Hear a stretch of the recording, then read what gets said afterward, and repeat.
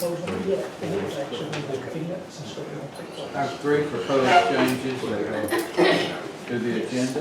But they hadn't closed on it, and they said they're going to September.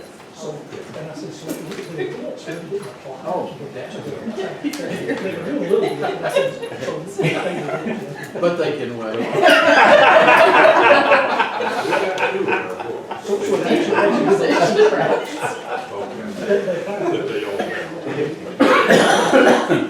But I think it only shows. Now, you- it was actually. Everybody just starts staring at it. And the all the zoning changes was for the mid track. So it was a bit confusing, really. Yeah, right, It it's was, confusion. it was, it was like first phase, and then the second phase was when. They didn't have the cabinets, they didn't have the kitchen. The meeting's over. So we were able to have access. Motion to adjourn. A meeting place. Two. Second phase. Yeah. So it. You'll have to try and It explain it. was right. to give them. Now he's gonna get To to. events for. No, give me the motion. Yes, because there was, actually, they really couldn't operate to the, so we did the second phase. That makes more sense. Yeah, that's why I said after. A little private conversation while we're We'd already adjourned. there. Yeah, I make motion to You missed me. I'll second it. All right. I have 3 proposed changes to the agenda. The first would be under unfinished business to add a discussion, possible action on the acceptance of the pool design and next steps. Probably should write these down as I go.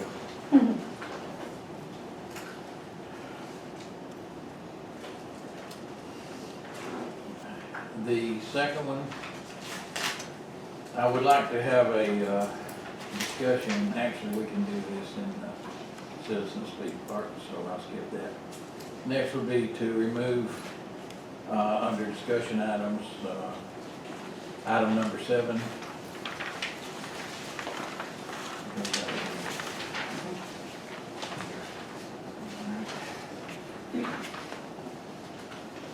Any other proposed changes to the agenda? If not, I would make a motion that the agenda be approved with those changes. Second. All in favor? Aye. Aye. Okay, so that brings us to presentation from Carter and Sloop. Kurt, record. Good morning, everyone. Appreciate y'all having me today. We've worked together in the past on a couple different projects, one being the Village Park CDBG, I guess it's been 6 or 7 years ago, and then also the sewer to jail project that finished up, I believe, last year. But I was asked by Jim to take a look at the pump station over at the landfill. I know there's been multiple issues with that station, and I've got some, I'll kind of hand out a few things as we talk. These are the same items, but there's some pictures of kind of what y'all got going on there. But let me just kind of try to summarize. I'll try to summarize what we've seen. So really, there's 3 issues. One, we've had issues with the county's had issues with the force main. A repair was recently made on that kind of emergency situation a few weeks ago. And Randy can probably show you better, but there's some pictures of how that pipe is biofouled, and also the technology of the HDP pipe has changed over the years. The pipe is a little better now than it used to be. It used to have a pretty bad reputation, but from what I can tell, that pipe was put in, and that system was put in around 1994. I think the landfill was design plans on that was around 1980, and then later, in around 1994, this system was put in. So quite a lot, on the dual containment pipe, the force main, there's two pipes. There's an inner pipe that's 6 inches and then an outer pipe that's 10 inches. That 6-inch pipe is caked, I'll say, on the inside of where it's there's about 3 inches of diameter of actually open space. And one of the reasons for that is the velocities are not what they need to be to scour that pipe and kind of keep it clean. So I think that's the issues you're seeing, one of the reasons you're seeing problems. Another issue, the pump itself, and this is the actual pump that y'all have in, there's two of them. It's a duplex station, but you'll notice there's a red X and a red X and a red X and a blue X. So the red X was the designed duty point on that lift station. You'll notice this to the far left side of the curve, and even in that white area, there's a footnote that you should consult the factory if you're in that zone. It's not a good application for that pump. That pump is operating close to shut-off head, and to make matters worse, if you look at the blue X, that's actually where it's operating. So instead of doing the 200 gallons a minute, which it was designed for, it's closer to 100. It's just, and that's why your pumps are failing, because it's just not a good application. You'll also notice there's a series of lines that are almost vertical. I think the first one shown is around 45. That's pump efficiency. As you go farther to the right, those should increase and then they'll drop back down. We are below, or to the left of the 45% efficiency mark, which tells us, I would imagine you're running at about 35–40% efficiency, so it would just, it's not real good.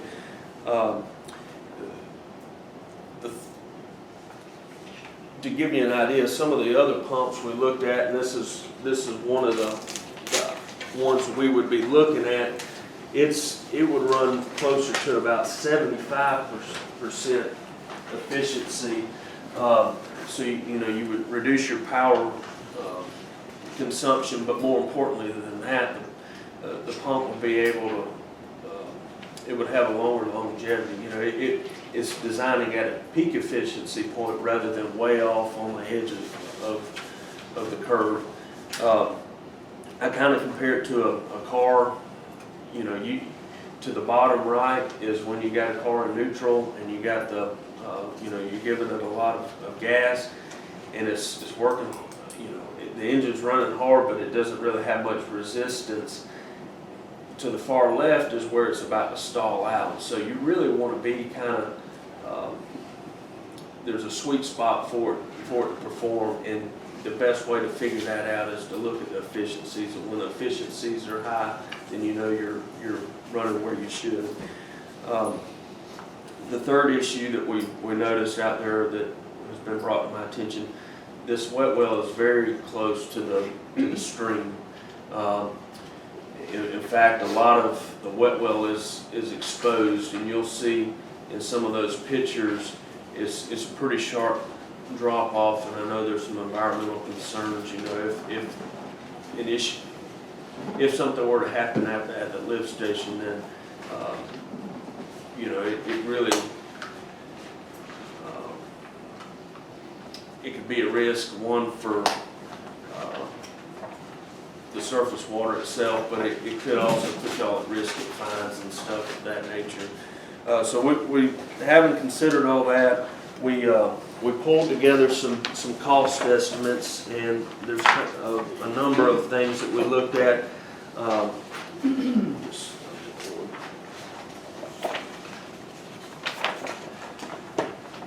And our thought on this was just to kind of lay it out there, give you kind of the ideal situation, but also give you some options to where if we needed to scale back and change things, we could do so. If you look at the diagram right now, at the very top end of the graph, you'll see the existing lift station, which is right down there below the sediment pond, that red pump symbol. Currently, y'all are pumping leachate that's heavily diluted with spring water back up to a holding tank following this blue line near the collection bins and center near Tower Road. So we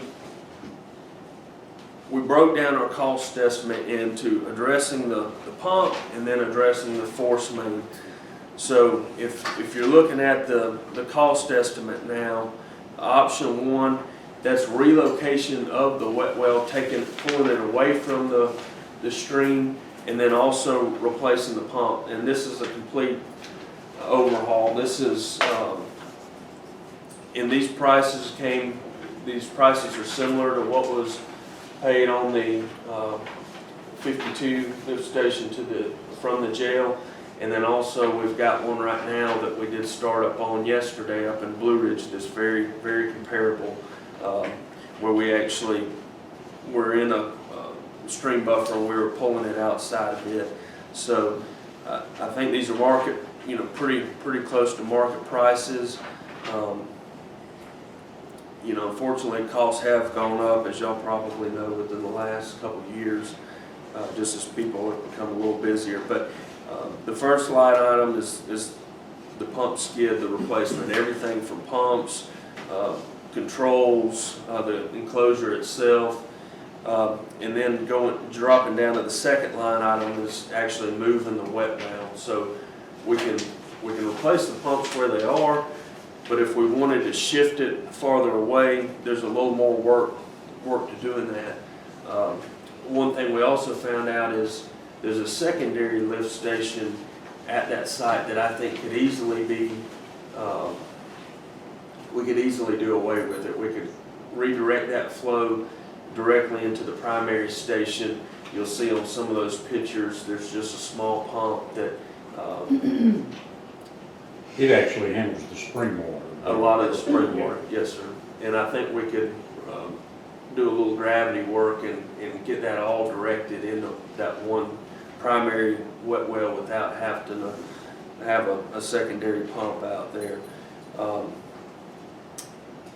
The generator line item, we would do whatever we could to try to utilize that existing generator. So I put a price as to what it would cost if we replaced it, but our intent and the cost estimate the totals do not include that value, but I think we could utilize the existing lift station out there. We're just, again, the picking a good pump with a good efficiency is going to be important, because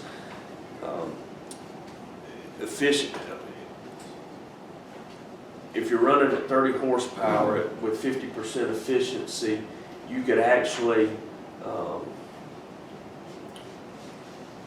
you could double the if you double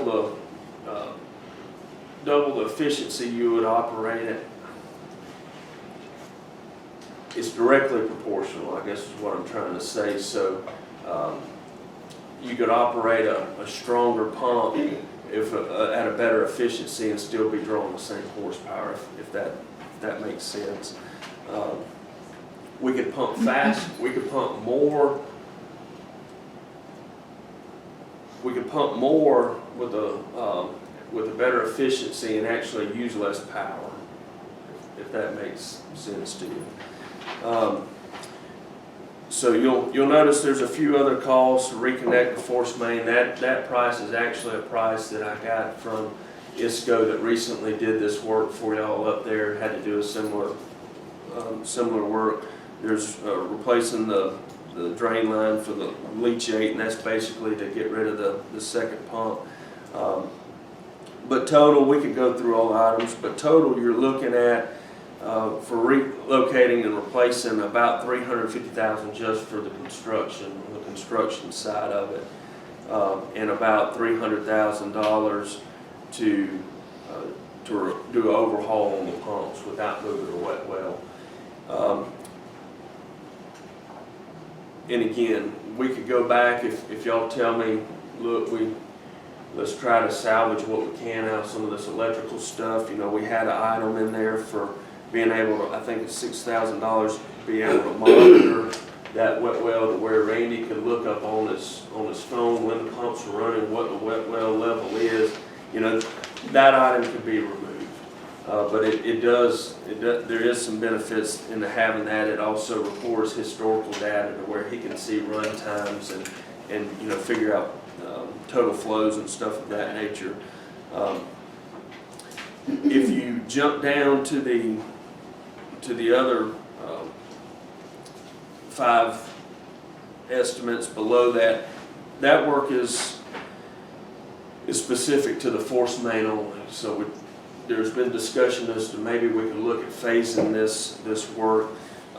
If you look at your diagram, options A, B, and C all are based on this blue line, which is your existing route the force main takes now. We could do a couple different things. We could either replace it as equal, which is the HDP. You have to have dual containment. So that first option A number is based on replacing it, open trenching it and replacing it just in similar fashion in the same place. Option B is instead of using HDE pipe, using PVC, because there's been discussions finding a contractor to work on HDP because it has to be fused. They're hard to find. The last one came out of Birmingham, whereas if we looked at using Huntsville, okay. If we looked at using PVC, then that's something that the Water and Sewer Authority could, you know, probably help with, and there's some local utility contractors that can do that work as well. Options. Do you think EPD, Kurt, would approve PVC? I think they would. HDP is has a little better corrosion resistance to leachate, but because this is so diluted, I think it would be sufficient.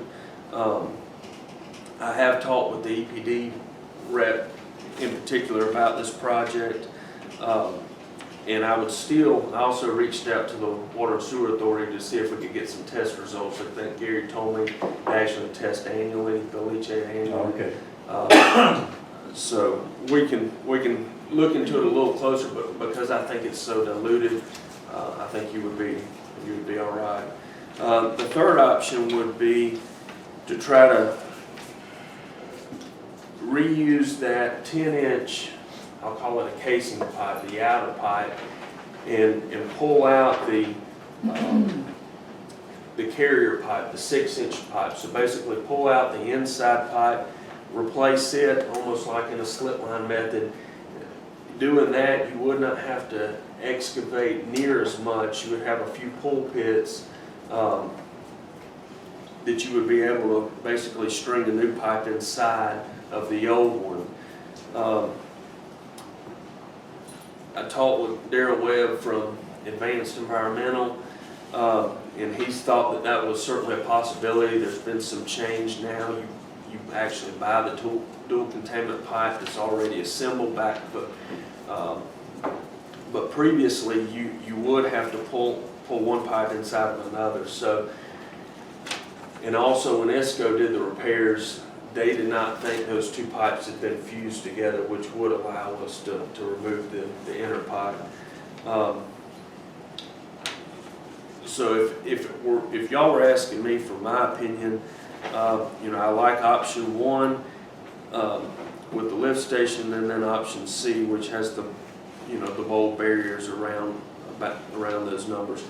Another thing we looked at was, well, we've got option D and E on the force main, and if you look back at your drawing, there's actually a gravity sewer is available closer now than it used to be when this station was first put in. You've got gravity sewer that extends up to Village Park.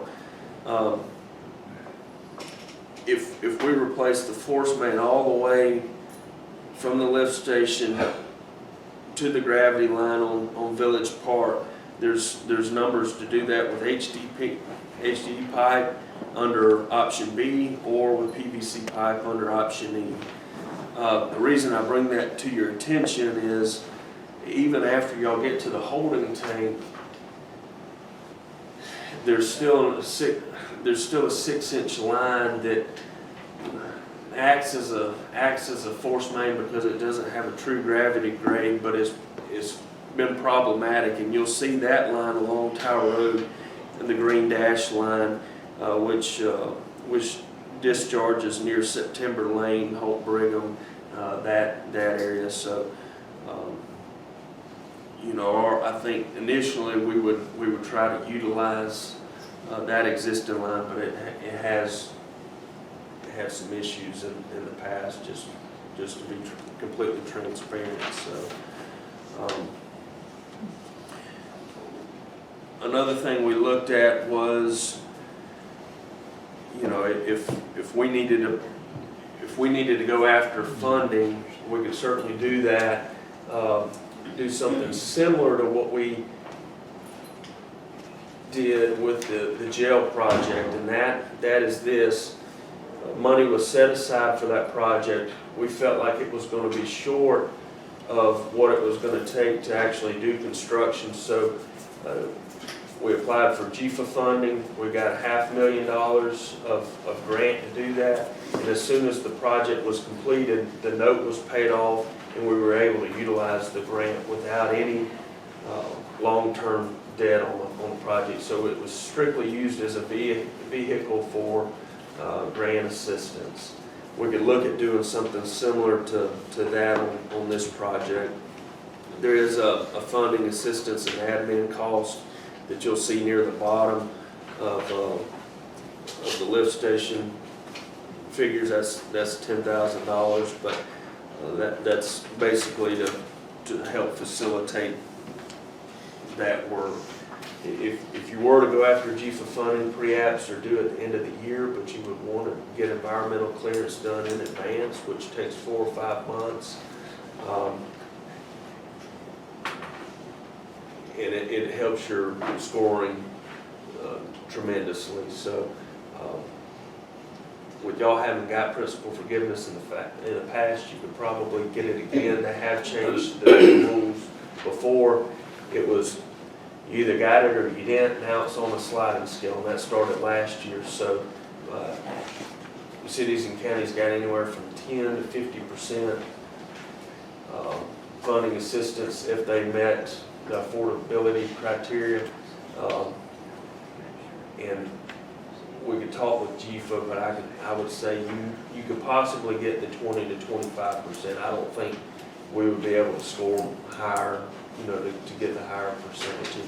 And the factors that go into that is population trends, median household income.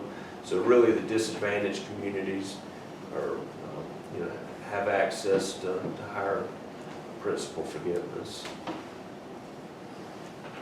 Are there any questions? And when I talked with Jim yesterday, my thought was I'll lay out kind of where we are and let y'all direct me on how y'all want to move from here.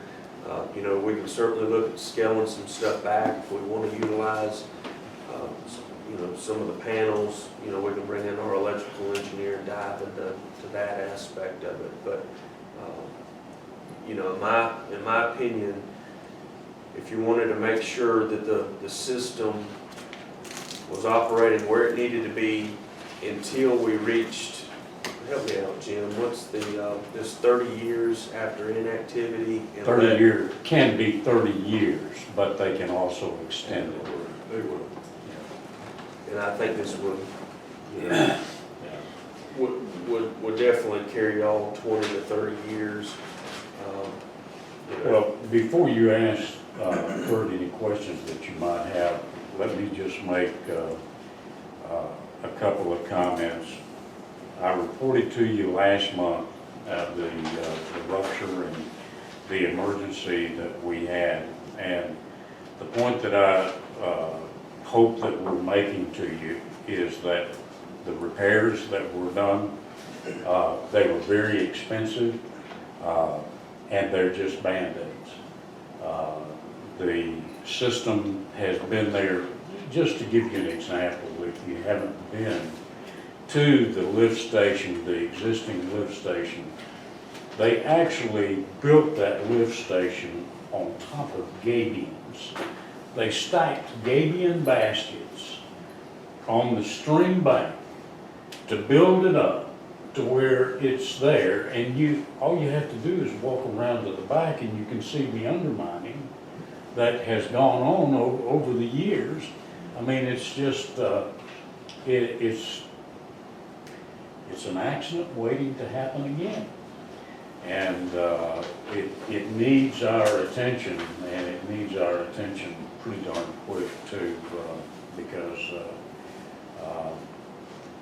we can't predict to you when it's gonna happen again. And the point that, what impressed me the most about the work that Kurt and his firm did on the jail sewer project is the lift station that they designed and was built right there at the mobile home park on Highway 52 East. Now that is a quad lift station, isn't it, Kurt? It's got 4 pumps. Yes, it's two-stage pumps. Two-stage It's pumps. It's a duplex, which means they're parallel pumps, but then there's also 2 pumps in series, so you've got a combination of, you got two pair, so 4. And they're probably not even trying to pump to the elevation that we're trying to pump at the landfill, are they? It would be, y'all's advantage is your shorter force main. So Right. the total head would be less at the landfill than it was on 52. Okay. Okay. But anyhow, we budgeted in the capital budget, I believe it's $240,000. Is that right, Sandy? Obviously, it goes to show you how much we know about building lift stations and stuff, because Kurt's estimates are substantially higher than that.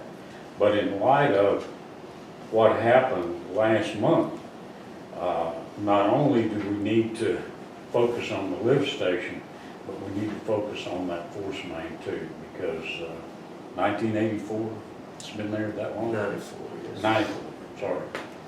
So, You know roughly what we spent, or what was the cost of the lift station out of the jail? You remember?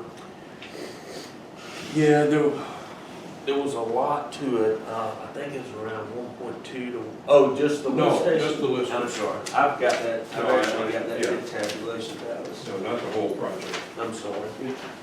Is there any reason this couldn't be done as 2 separate projects? It certainly could. So the force main can be, we could do the lift station first, move it and renew it, and then we could do the force main as a second separate project. Yes, sir, you absolutely could. And to answer your question, Dallas, just the lift station was $298,000 at, off of 52. And then there are some other costs similar to the way we broke it down, where the SCADA integration, that wasn't in there. Allowance for the power provider to transfer power, look up powers. It's pretty close to what you're seeing Understand. on that estimate. We have 2 pumps now, right, out there?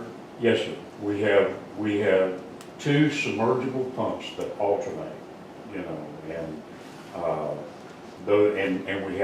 we keep 2 spare pumps on hand as well, in case there's a failure of one of the pumps. But what happens, Dallas, is that you've got a float. It's very simple. You've got a float, and when the wet well reaches a certain point, then the pump kicks on and pumps, and then it shuts off. And the next time, the second pump kicks on. So they're alternating all the time. That's correct. But they do give you backup. They If we go with this, with a bigger pump and bigger single pump, as I understand it. It would be a duplex. It would be a duplex. Yes. Oh, yeah. Yeah, you would need that redundancy. Yeah, you would. You do get, that's what I want to because I don't want to have any more single points of failure that we have to have. One of the other things too, and I don't know if Kurt has got it in the estimates, one of the other things that because of the proximity of that lift station to that price point, is that I would like to see a containment area around that lift station, and I don't know if you built that into your costs or not, Kurt? We had some minor grading that were factored in, Yeah. but the grading work is, in comparison, a lot less expensive than Right. than some of the other stuff. But that is a good idea, and we have seen it elsewhere, you know, Yeah. where there is an environmental hazard, you know, if you were to overflow, to have, yeah, a holding tank or catch area. Yeah, You know, that's- and what that containment area does is it gives you time to react, you know, to be able to do something. The way it is now, man, when it, and 2-3 years ago, Charlie, we had the clog, and we actually had a leachate spill in the stream.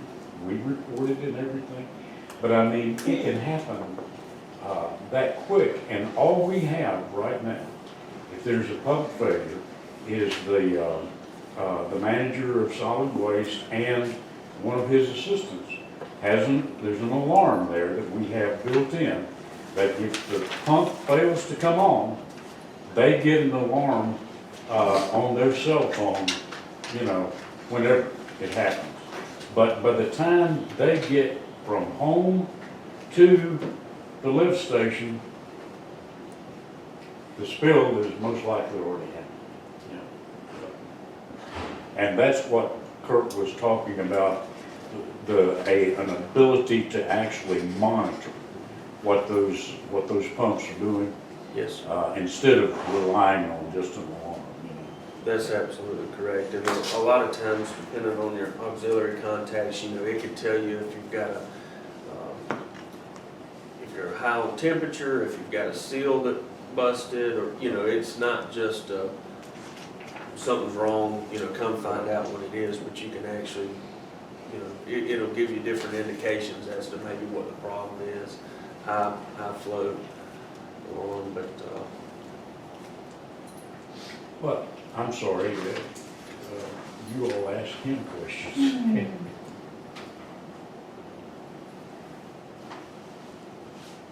It's not 1.2 million.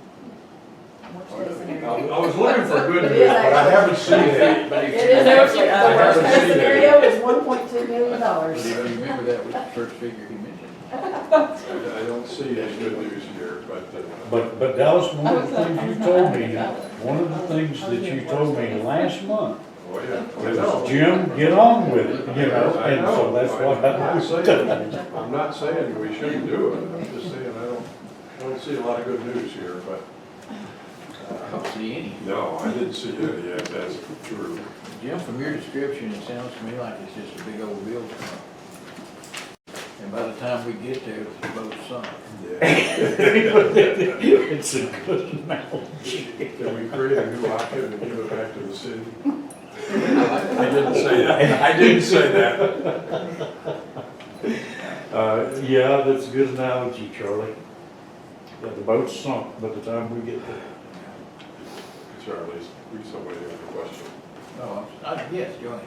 For the citizens here, could you tell us what some of these numbers are? I mean, you've got the pieces of paper there, but what are we talking about? Option A will be 631,000 if we do it all. Joey, The let me, 300 and the 350? Joey, we can get you a copy. Yeah, as a matter of fact, let me give you this, and, you know, these are just options that, is being presented to the commissioners today. There's a number of different ways to approach it, but in light of, I'm not sure you were here last month, but in light of what happened on the 31st of May, we got to do something pretty darn quick.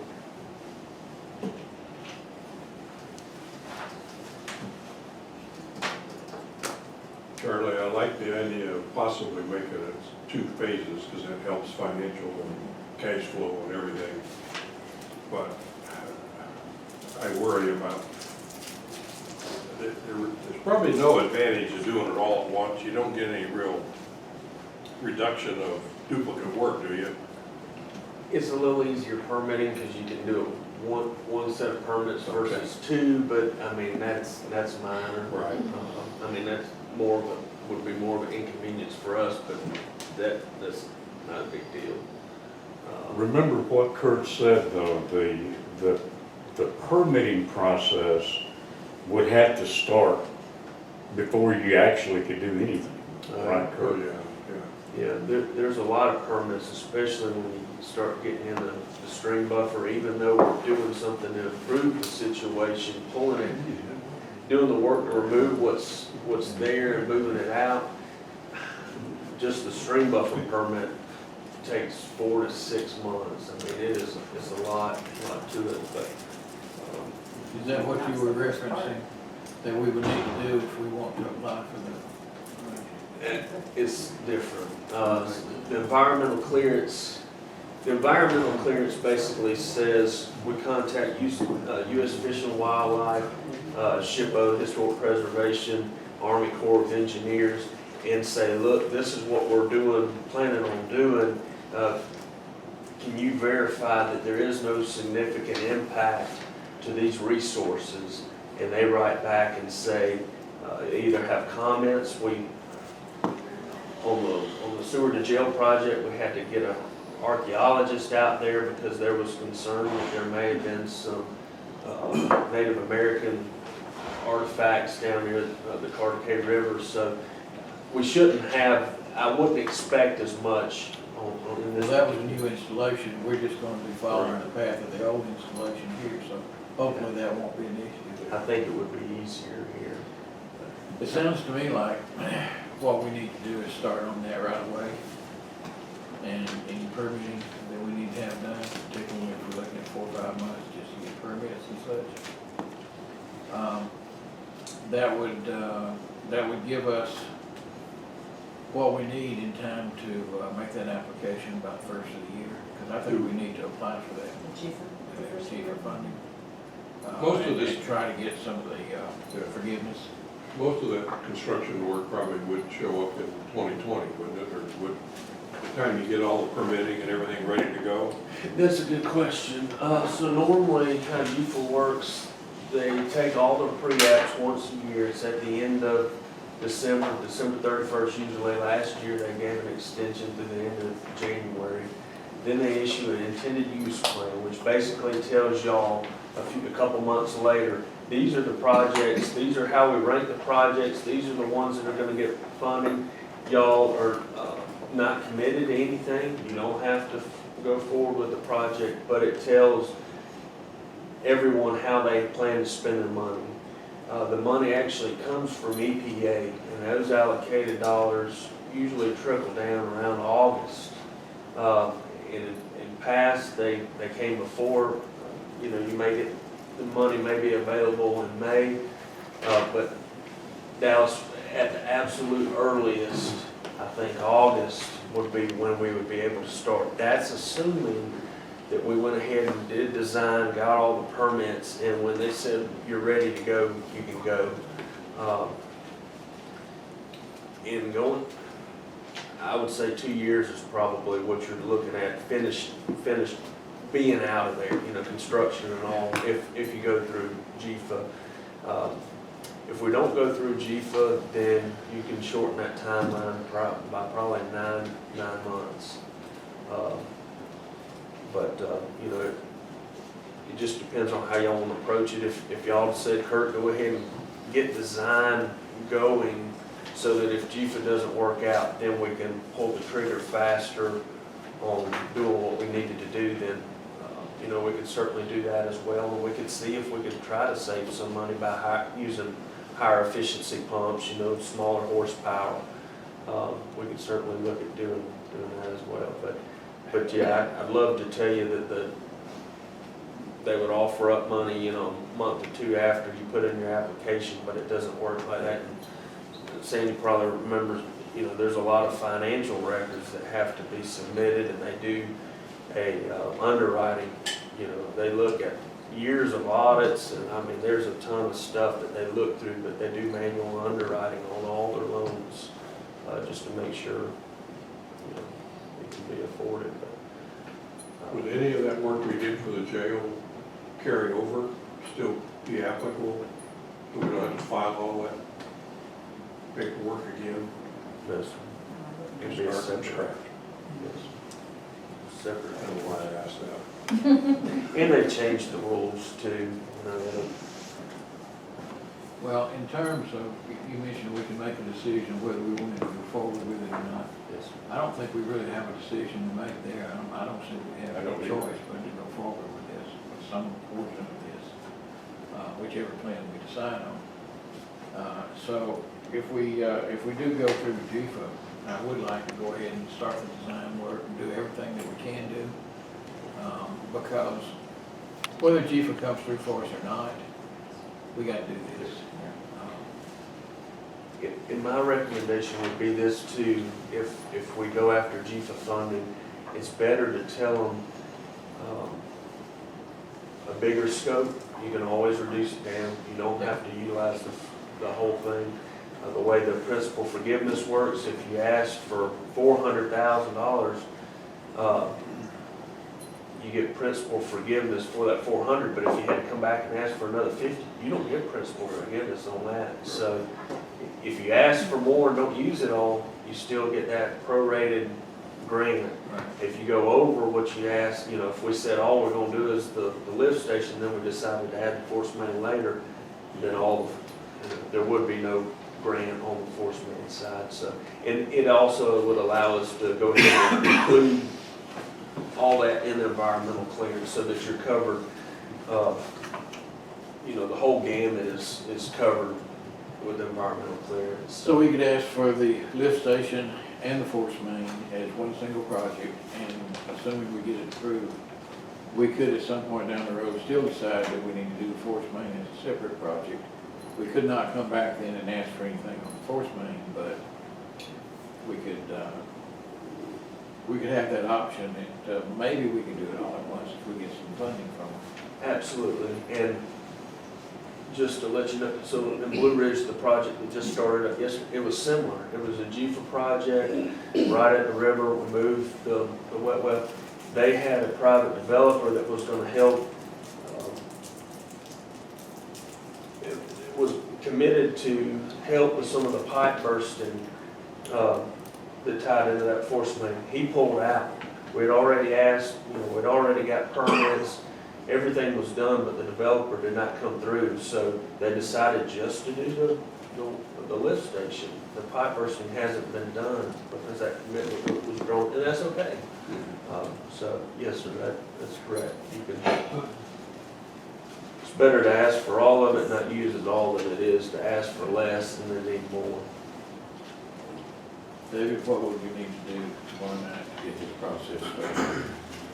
Well, your charter allows you to hire engineers without actually going to bid on that. However, it's not an advertised item, that's the unfortunate aspect about it. And I know that there's some urgency here, but to establish this, you need to enter into an agreement with Carter Sloop, because I don't believe there is an existing annual agreement, is there? No. Yeah. We may need to actually address this in our August meeting.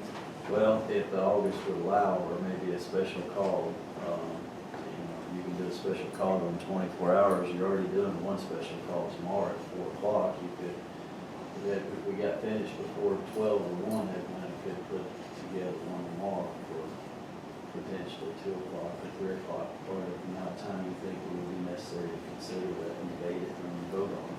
I don't think it'd take us a whole lot of time to debate it, would it? Then 3:30. Does everybody feel like this is something that we've got no choice in? And let me throw another option out there. You know, we can prepare something for y'all, for you in consideration, but in good faith, I don't mind going out on a limb for a month and getting the ball rolling. And, I told Jim, you're not gonna get a bill from me for any of this preliminary work, But at some point, before we get too far along, we would wanna know that we're getting compensated. But if it's just a month, then I would rather, I don't want y'all to have a special call meeting just to approve our services. If I know that that's the direction we're headed, then in good faith, we can go ahead and get the ball rolling. And with the dollar amount involved, I'd prefer to have it on a regular meeting notice and have that just for citizens' knowledge. But if it doesn't delay, I want to make sure that doesn't delay. Does that work for you in Progress. good faith? It'll work for me. I think y'all need to make a good faith gesture though, that if you should not decide to employ them at some point in time, that you compensate You have to them for the work that they've done. Reimburse. Yeah. Yeah, that would make sense. Okay, if we can do that, we'll get this on the August agenda. And if, in the interim, if we can come up with an agreement, that we will be able to vote on it, approve. And Kurt, if you'll just get Edwina a copy of y'all's standard agreement with respect to your services and everything, and that way they can have that for review. Okay. Yeah, I'll definitely get that for you. That makes it real. Thank you for all the work. Kurt, So thank far. you very much. And gentlemen, y'all may wish to, because I know her firm's been employed by the county on various occasions over the years, just maybe make it a contract like we've got with Croy Engineering, which is That would be an easy thing to do. that way, I in agree. the event that you got to jump to do something emergency wise, they're already on board, that way you don't have to repay it. So that would be something. Kurt, can you get with David on that? We just make it an annual. Is there any involvement at all, if what we do here, that would need some agreement or work from the sewer and water authority? Are we impacting their? Dallas, we work very closely with them, and Kurt's already, are you still employed by them, or? We do work. I mean, we work hand in hand, day to day with them. If there's money involved that they have to spend for anything, I don't think that. I don't anticipate any money. that's my whole We question. actually give them a report every month, Dallas, of the leachate. Yeah, right, I know. And stuff like that. And But if I they don't don't have to, anticipate any money on. if they don't have to do anything to their infrastructure, then we don't have a dependency there on schedule, No, this is cost, all or gonna nothing. be on our part. That's good. Just want to make that clear. Fine. Well, it's kind of good. I wish somebody was on their part. Yeah, I wish it was theirs. You're right. If they wish to contribute, we'll accept.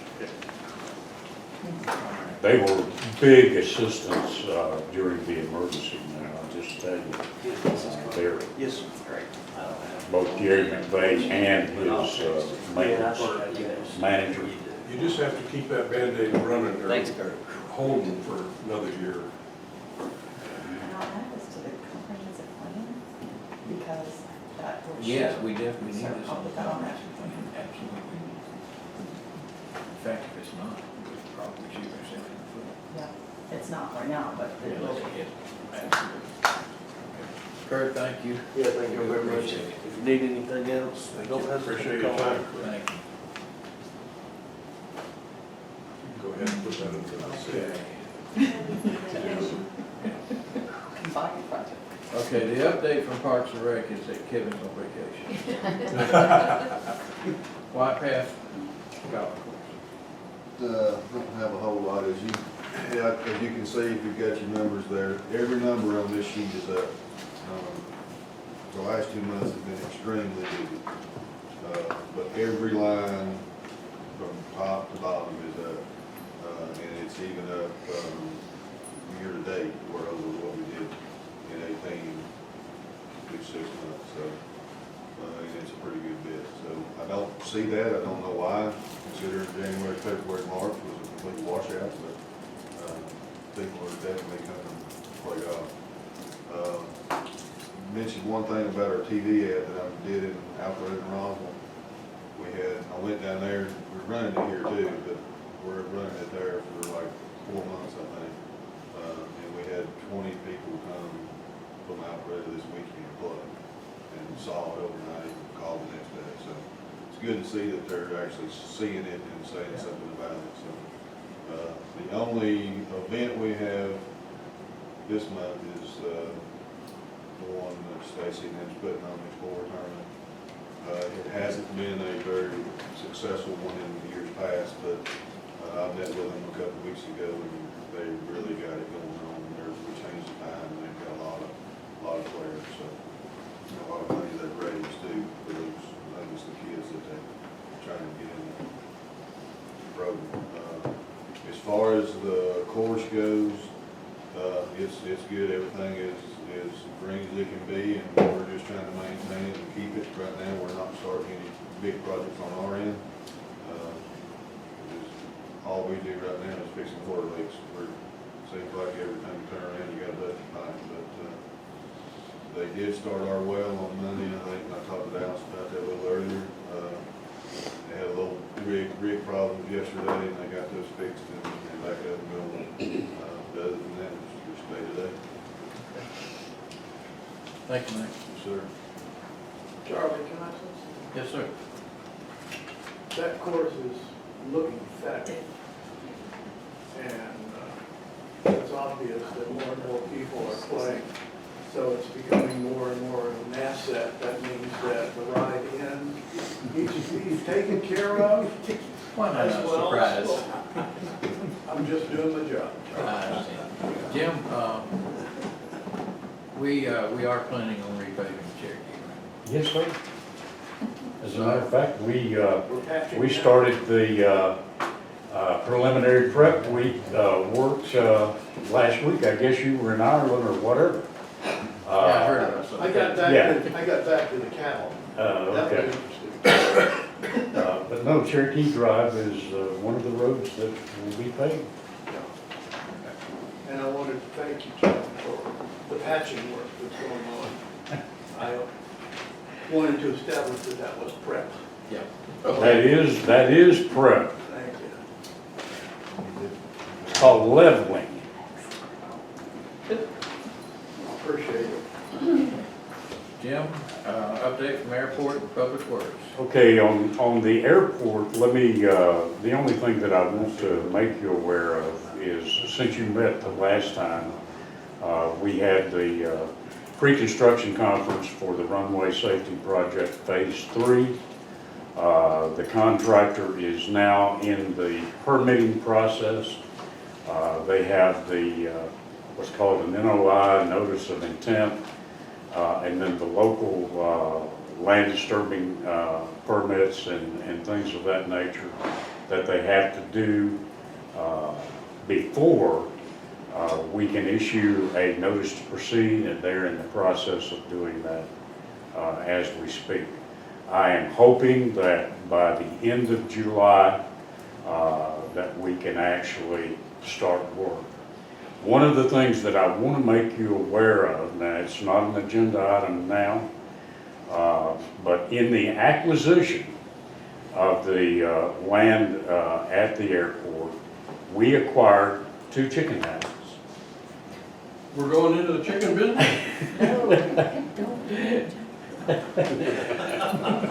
We only own half of the land that the chicken houses sit on, but we own all of the chicken houses.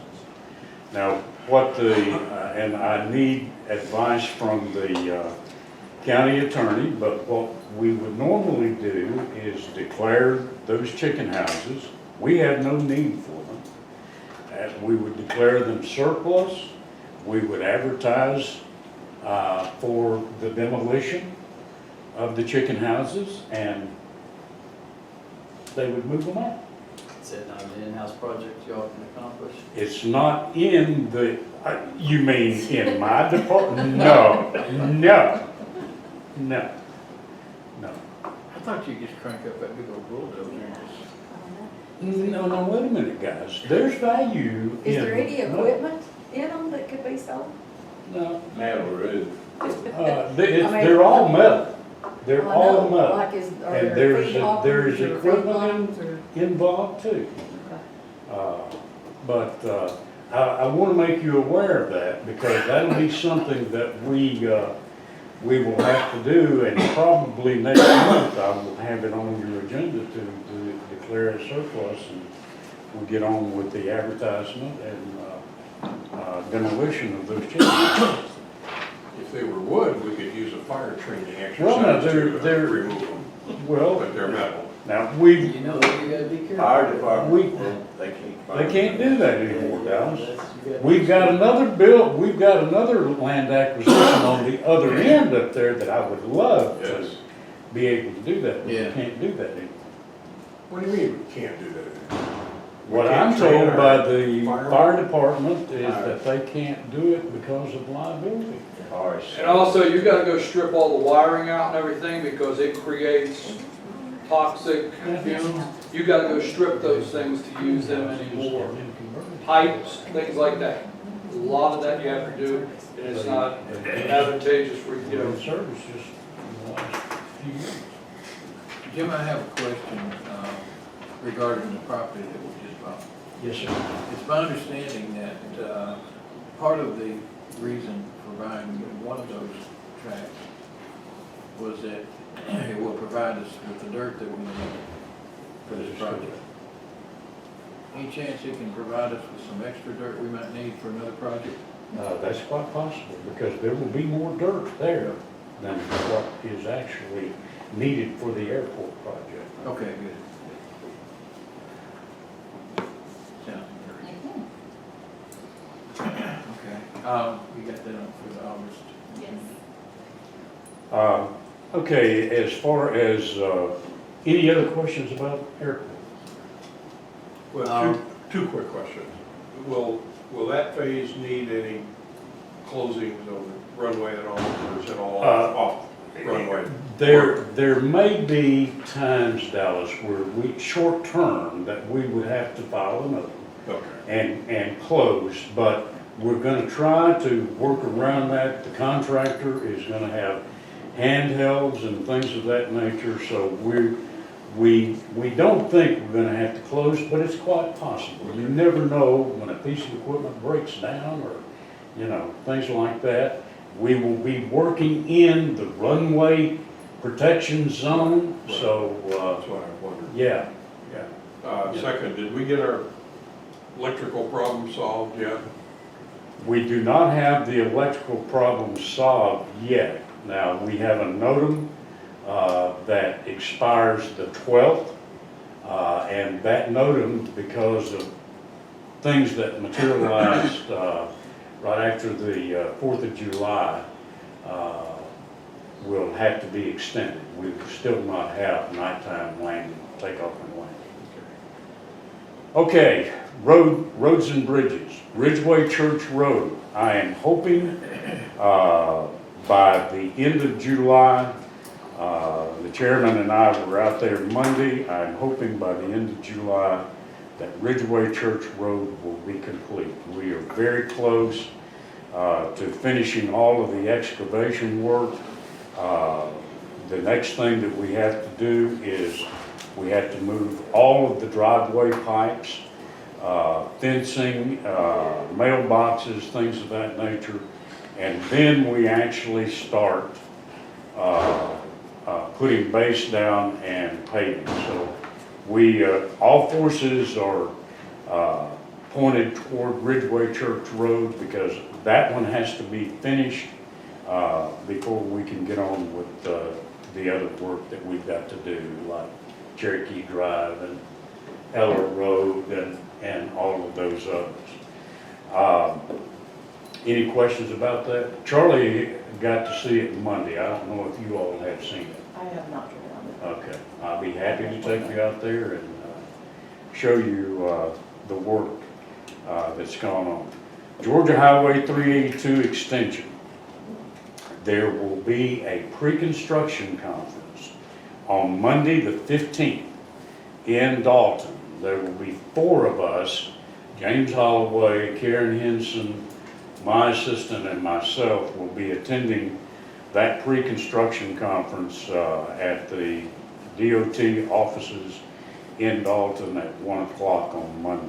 So once that happens, then normally what happens immediately after that is a notice to proceed that is given to the contractor. Now, I don't know how much they will be able to do, because as I reported to you last month, the Indiana bat creates a construction problem for lots of big construction projects, and that you can't cut trees until like October. So, but they've got a lot of work that they have to do, soil erosion measures and things of that nature, before they actually start cutting trees. Now, that's what I am told. I guess we'll know that for sure on Monday. Yeah, that brings a question to mind for me. If we can't cut trees, how is that going to affect us on the Old Bucktown Road repair? One of the things that is still considered an emergency. Okay. And that is one of the things that is exempt. Okay, Yeah. good. Okay. That's don't mean nothing. Yeah, right. Speaking of Old Bucktown Road repair, during the month, we met with the property owner, the one property owner, Ms. Earlene McGee. She is a sweet lady, 86 years old, and her son, on June the 18th, and they have given us permission to enter their property and actually do the survey work that is necessary for us to be able to move the road. Max, the son, and Ronnie Chadwick and I walked the property. He showed us where their property lines were, and fortunately, they're the only property owner that we have to deal with there. So we're in the process of doing that, and I am hoping that by the next time I report to you, we will have that survey done, and we have to present that to FEMA now, but we'll be well on our way to being able to do that. And they've agreed to sign the. They have agreed. They did not agree to give it. There is virgin timber that will have to be removed there, as Charlie points out, and they do want some compensation for that timber. And I can't say that I blame them. But right now, we're in the surveying process. But yes, they both Ms. McGee and Max, the son, said yes, they would definitely give the necessary property. One of the rumors that got out that had them upset, and that is not what we're going to do, is that they were concerned about us actually cutting through their property, taking that curve completely out, and they said no to that. That they would allow us to shave off what is necessary, but they didn't want a piece of land on the other side that was worthless, and that isn't what FEMA approved either. So, but anyway, that's where we are on Old Bucktown. Any questions that you might have? I do, Jim. With that, did we decide on just leaving the tape for now, or did y'all put barriers? I forgot what we ended up with. We have cones up there. We could not put barriers, Carlene, because we didn't have enough room to put the barriers and still have one lane of traffic through. But we've got you know, we try to Times maintain, and yeah, tape. yeah. The only suggestion I'm gonna have is that acquisition of that right of way needs to be completed as urgently as possible. So, I mean, because y'all have experienced the delays that have been associated with projects, with the acquisition of right of way. So if they Can't got, do it until we get surveyed. well, I know. We're only Is that talking in a fraction, progress? how much, fraction of an acre? No, it'll be more than an acre. But if you recall, Because what we have to do is, we've got to go back in that property, it's a vertical bank now. We've got to go back in the property, for some way. It's probably gonna be, I'm gonna say 2 to 3 acres. if you The recall, wiring? the, Without straightening the road, I was surprised it would be that much. No, it will be, because you've got to build some kind of slope, to be able to stabilize the slope. Or a wall.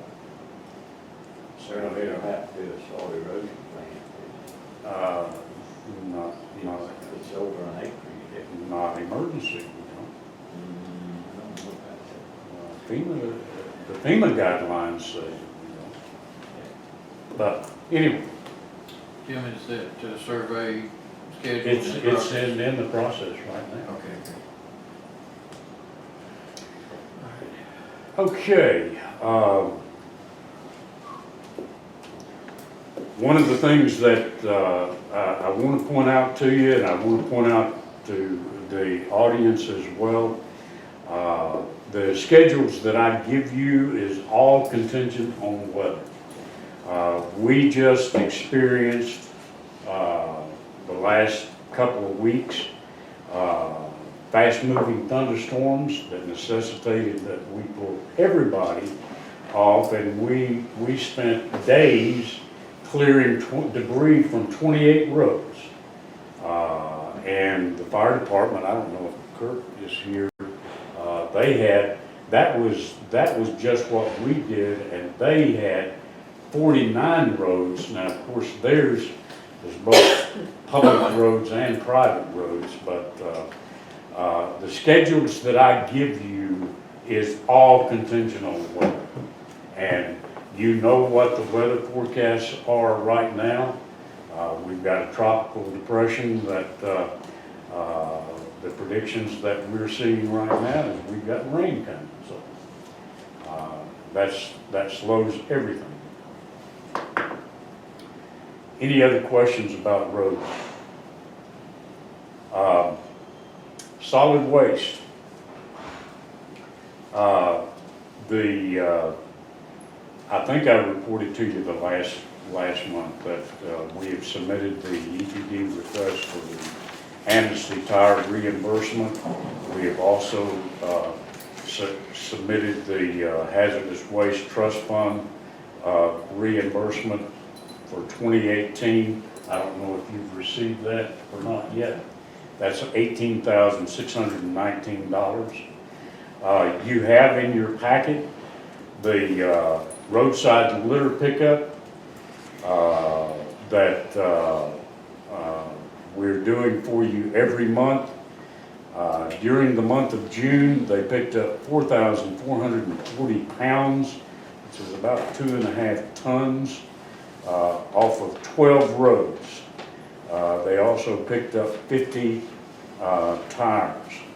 In addition to that, and these are things that I want to point out to you and to the media, the municipal no-charge trash that we are receiving in solid waste continues to grow. In June, we received 31,120 pounds, which is about 15.5 tons. Now, I don't know why the growth, Carlene, if you're having too many downtown projects going on, stop it. Well, you're in high tourism traffic, you know, these are the months. Well, all those tourists come in and they use trash. The reason that I'm doing this, the point that I'm making to you, is that when you look at solid waste budget, and you look at the expense, and you take the expenses, the waste that we're receiving, that there is no revenue stream for, then I want you to understand. But anyway, our regular waste is continuing to grow too. Through 6 months, we have already collected 3,394 tons of waste, which is about 200 tons ahead of 2018 through 6 months. So How much free waste do we collect from the city? Dallas, we keep a record of that now, and next month I'm going to be able to tell you how much comes from the city, how much comes from the county, how much comes from Parks and Recreation, how much comes from DOT. And we keep that, but I haven't got it on there. That's okay, I understand. But it is substantial. It is substantial. If you drive around, you will see the city crews emptying the waste cans on all of the streets, and I'm not so sure that it doesn't come from City Hall as well, you know. And it comes to the across the scales, and we keep a record of it, but we didn't know When that. they do curbside pickup for their citizens, They don't do it. City of LJ does not. They will not. Everything is private. okay.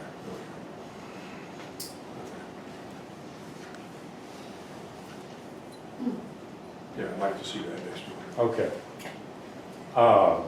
And the other thing that I had, you've already received the presentation from Carter and Sloop, and we'll do that. So that's all I had, sir. Okay. The numbers on that match up with tourism, traffic on all of your thing. July is actually, we can have higher numbers in July of tourism traffic. When I come to you and ask for an increase in the fees that we charge, now I'm not talking about per bag. Right, we're talking about the waste. I'm talking about what comes across the scale. Then you'll understand why I'm asking. Okay, update on the 5-year comprehensive plan. It is going well, we're on track, and I gave you some results of that survey earlier in the month. Dallas, you got that in the box, Yes. right? And I apologize to Times Courier and you, I told you I would do that. I will email Ethan with the state. He's got the document that he can send you via electronically. We even have just a paper copy of it. And I didn't even bring it today because I'd given them all earlier in the month, right after we met last time. So I'll make sure and send to you and Edwina, you can tell me who else. But the one thing I would like to make sure the media knows is July 18th at 6 p.m. is the stakeholders meeting. And that's at the Piedmont Community Room. That will be the initial presentation of the 5-year plan. Not for the public necessarily, it's just for stakeholders to yay or nay, and that, but you're welcome to come to that. And I will add this lift station on there as well, that whole project for us. And I think that's, And the about swimming it. pool's on there. Yes, sir. Yes, it is for sure. So what happens at the 18th? That's a stakeholders meeting, you're welcome to go to that. That is like the initial presentation. It's not the final, but it's a first draft, Okay. if you will. And we've invited stakeholders from farming community, poultry, education system, different people. Carly and I just have one word of advice. You may have regretted that invitation because Dallas and that. Thank you, I David. think Thank Dallas you, will be David. very happy with what we've come up with. It's been a great project. It has been a community builder between us, LJ, and East LJ, and it's been a great project to work on. Is that something, now this will be an advertised meeting, right? That one? Yeah. I guess. I thought Ethan they all, is- It's supposed to be. I mean, it's not like, I would think it is. I guess Ethan has handled all that Okay. mistake, so I didn't. Yeah, both of you. Well, we I can won't talk be about there. Just as I long won't as be you there. do not provide any input or any suggestion. Except for Carlene. Carlene's a Carlene. participant, yes, but that may, you know. so- Dallas, I So will Dallas, be there, so you're welcome You to won't go. be there. I won't, I'll be out of town, so if you want to go. No. I'll do my comments in writing to you and we'll be fine. We're fine. You sure? Yeah. Okay, so that's it for that. All right, thank you very much. Where on Piedmont Community Road? The, next to the, on, Industrial. Industrial. The post office. I would love for you to be there. Okay, Laura, if you'll give us an update on the. Progress on Progress Road. Yeah, progress on progress. Okay. Wait a minute, why come you're not gonna talk about Clear Creek? No. I didn't know we made that decision. Go ahead, No, Carl. we haven't. We have not made that decision. I'm just saying that progress has been made on Progress Road. I just took it out. That's good, that's good. Go ahead. Of course, there was a design meeting last night that was well attended and good comments, and that'll be brought out on the unfinished business. I'll leave that with Charlie.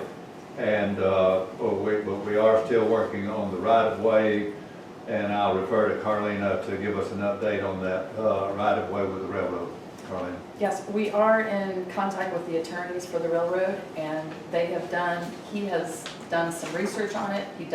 He's verbally told us it doesn't look like it's a problem, but we don't have anything in writing, and he's copying David on everything with that. And so when I emailed him asking after 4th of July week, we're ready, they know we're, in a hurry to get it.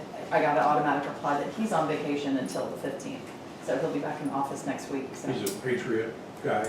He's at, yes, and the other, there are two names. It's a sort of a Patriot and, Georgia Northeastern Railroad. right, The old kind of name. two different names. The old name, okay, Yes. okay. But he's the guy.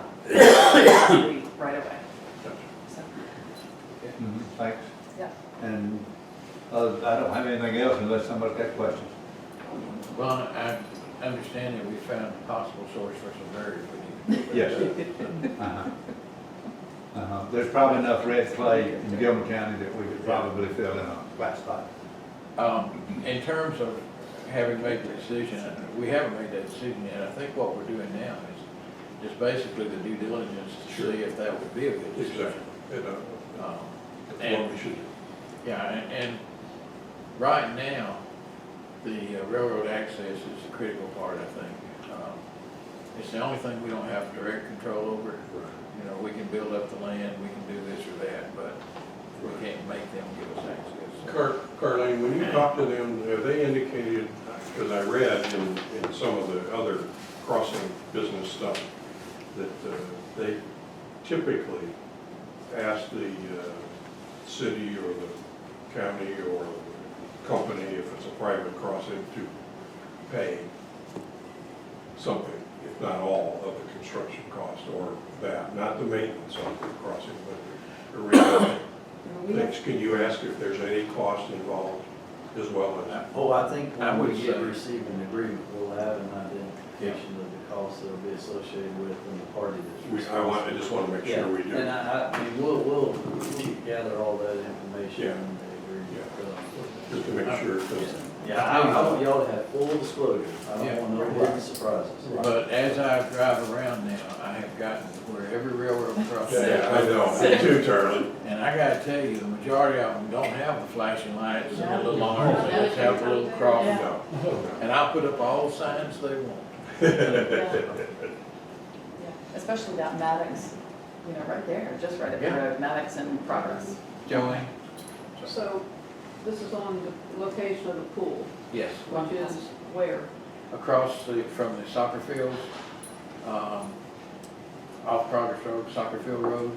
If you walk across Veterans Bridge, soccer fields are on the left, this property's on the right. And If you're familiar, excuse me, Jonathan, if you're familiar where the ETC Service Center is, it'll be right behind the ETC Service Center off of Progress Road. Okay. And what we're discussing is we have to cross the railroad to get to the property.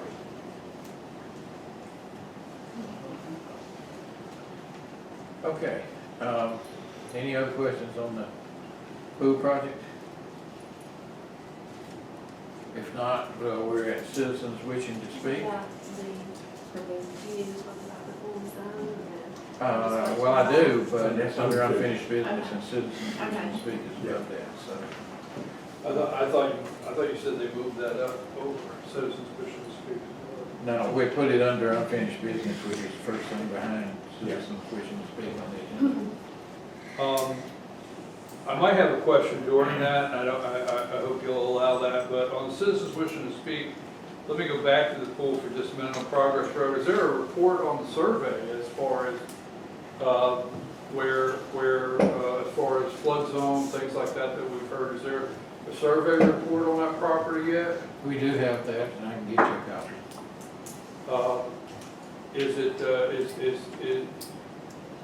Are you incorporating that in the cost of the railroad and the feasibility and everything once you get all those numbers together? Yeah, when I was talking about we're doing our due diligence now to try to make that decision. Right, The two primary factors in that are the railroad crossing and floodplain. got it, okay. On the railroad crossing, is that Patriot Rail down in Florida, is that what you? It's Patriot and Northeast. I didn't know that I didn't think they were based out in Florida. they are They Jacksonville. are? Yeah. Patriot Rail, they're out of Florida. And I can, Does yes. what's his name in Marietta still have something in it, you know what I'm talking about? Wilds. Yeah, Wild Spears. Yeah, he's relinquished his ownership. Yeah, I understand, but there's not a, like, something in that deal with Patriot? Has he still got something as far as the line, or is he 100% out? Wild?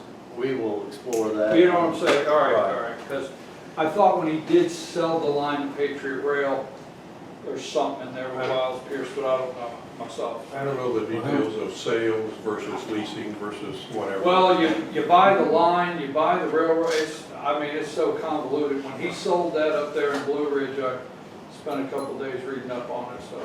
Well, who we're working with now, Brian, is who we're working with now is the attorney Right. for the railroad. So I'm just gonna leave it up to him to figure out what they have to do on their end to be able to allow us to I get have it. that crossing. Joey? Oh, were you done, Brian? Well, if you're gonna talk about design next, I'm on the property. Is there a third piece that you're talking about? I know there's Clear Creek. We don't have a third property at this point. Okay, so has the Clear Creek, is that complete between the county and the school system, though, the Clear Creek property? Is that, That like, is- all of that is done, you own that now, or? That is completed. The deed is with them and they approved it, I don't know. They did approve it at I a think meeting. that the one or more of the parties that were required to sign that, because they take their summer Right. break at the first week of July, I'm not certain that it has been officially signed, but it has been approved. It has been officially approved and they're ready to sign it. So, Yeah. 28 acres or 20, 29, I think. 29? I've got a question. I mean, so are you saying that it's still possible that you might try to locate the pool there? It's still possible. It's not, in my mind, it's not preferable. But I'm a big fan of the proposed property across from the soccer field. If it turns out that because of one issue or another, it's just not feasible, the only other option we currently have would be Clear Creek. So, yeah, it's possible, but it is not preferable. And, There are differing opinions on that. There are differing That's okay. opinions. That's all I need to know. and if you don't locate the pool there, what's the county going to do with that property? Do you have- There'll be additional ball fields. We will have any number of recreational opportunities, but primarily additional ball fields will be placed there. We're removing some ball fields from River Park now. We're moving all ball activities from River Park, with the exception of T-ball, from River Park over to Clear Creek. So we'll be building not immediately, but we will be building at some point, softball fields, other things like that there. You're talking about the Clear Creek property, correct? Yeah. Is that what you're asking? The new 29 acres. So there, and it's open for other possibilities. You know, one of the things we'd like to have at a river park is, or that we've been asked about, is a dog park. We may decide that that would be better suited to the Clear Creek property, who knows? Right now, space is pretty tight out at River Park and very finite. So we are anticipating not a lot of anything in the first couple of years or so, but we are anticipating some substantial growth out in that area over time. Well, whenever this took place, which was a year ago or something, When they, I mean, what did the county have to give the school board? for the property, nothing. They volunteered it. We just had to ensure that we're gonna put ball fields. Yeah, We're gonna yeah, do something there's a- with it there's a within recreational 5 years, purposes. right? Yeah, 5 we years. have to, I think it's within 5 years, if we don't put anything on it, it's a reversion clause. But we did not purchase it or anything, they volunteered it, and we have no money invested in it, other than the initial survey for the deed.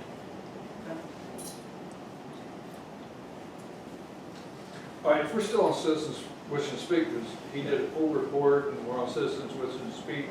We're gonna go to design. I don't want to switch up. I want to ask, just quickly while I'm on that, where are we at on an impact study for the new school out there at Clear Creek on Yukon Road?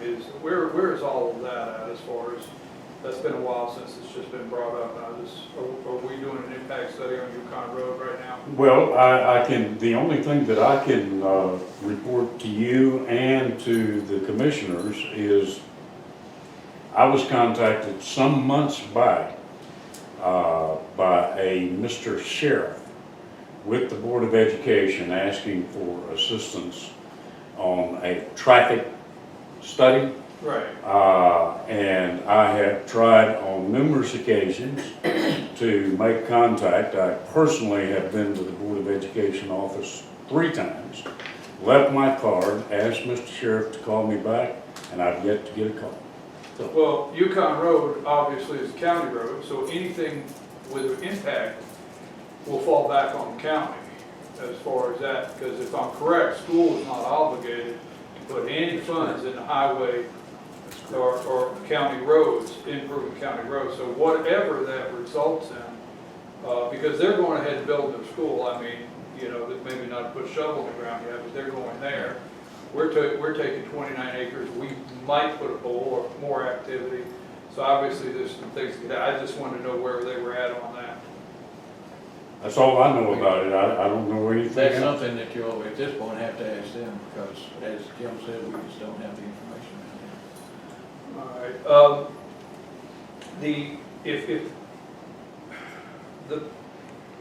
on the transfer on progress rate, that property, like,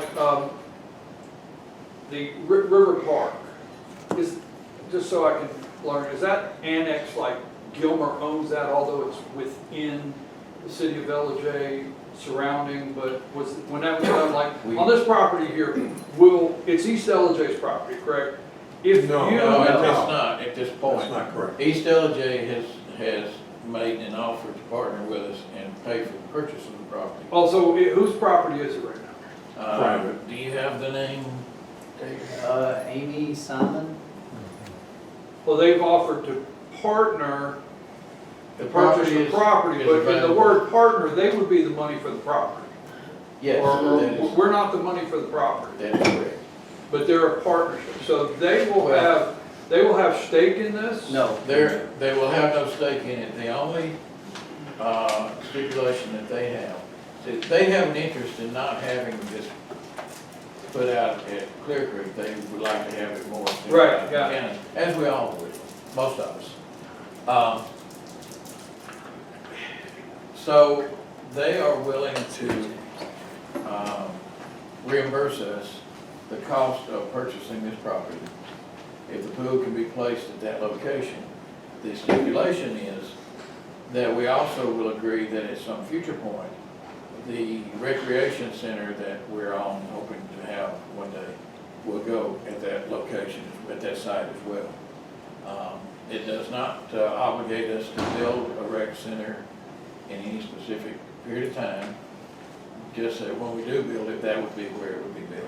So you'll have an agreement of use, just like the school says, hey, here's 29 acres, but we want ball fields and, you know, we want you to develop that one. That's all good. So there's gonna be an agreement, they're gonna come up with the money. Right.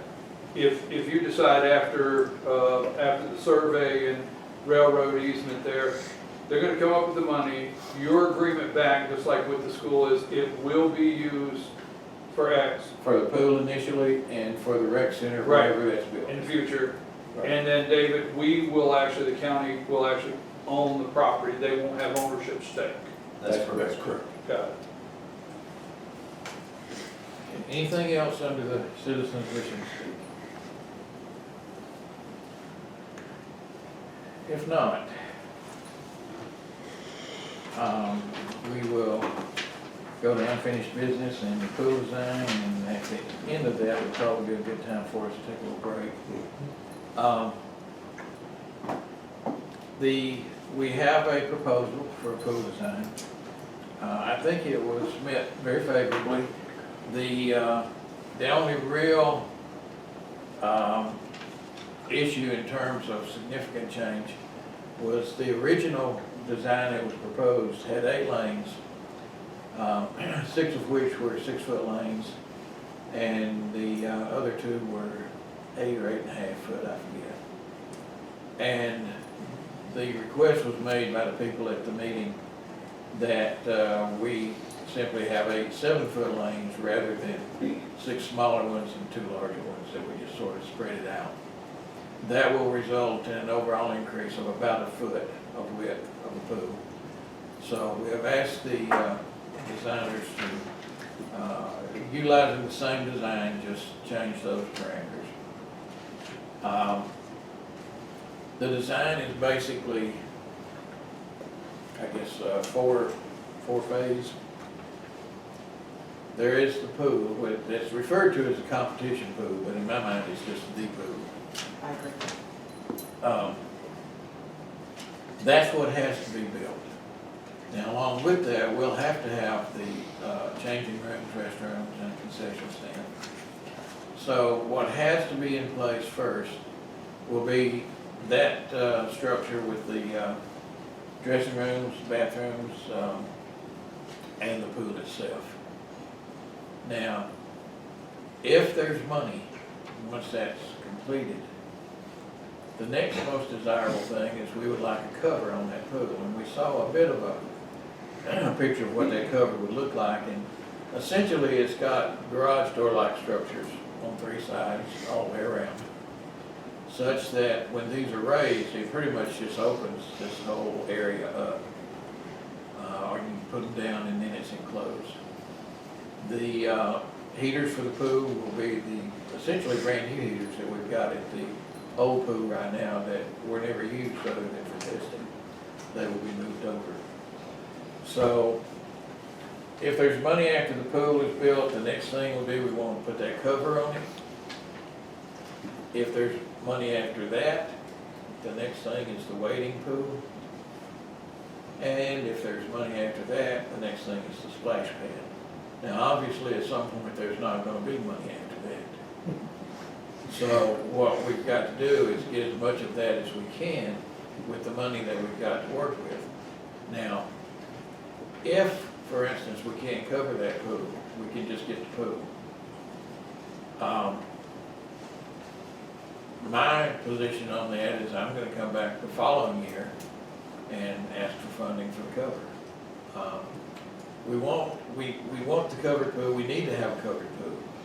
Not just for competition, but we've got a lot of seniors that have reached out to me saying that this is something that would be very important to them to be able to utilize year-round for the therapy, some therapy that they need.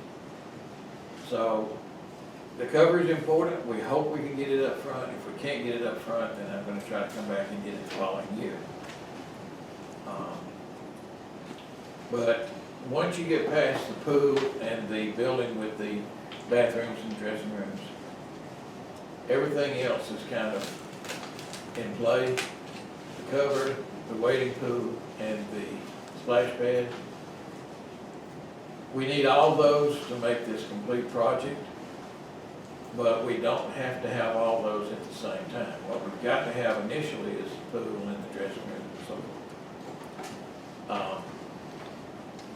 So that's kind of where we are. I will be asking tomorrow night for approval for this design. If we get that, then we can start looking at cost figures. And we'll know a whole lot better just exactly what we can do in terms of the covering, the wading pool, and so forth.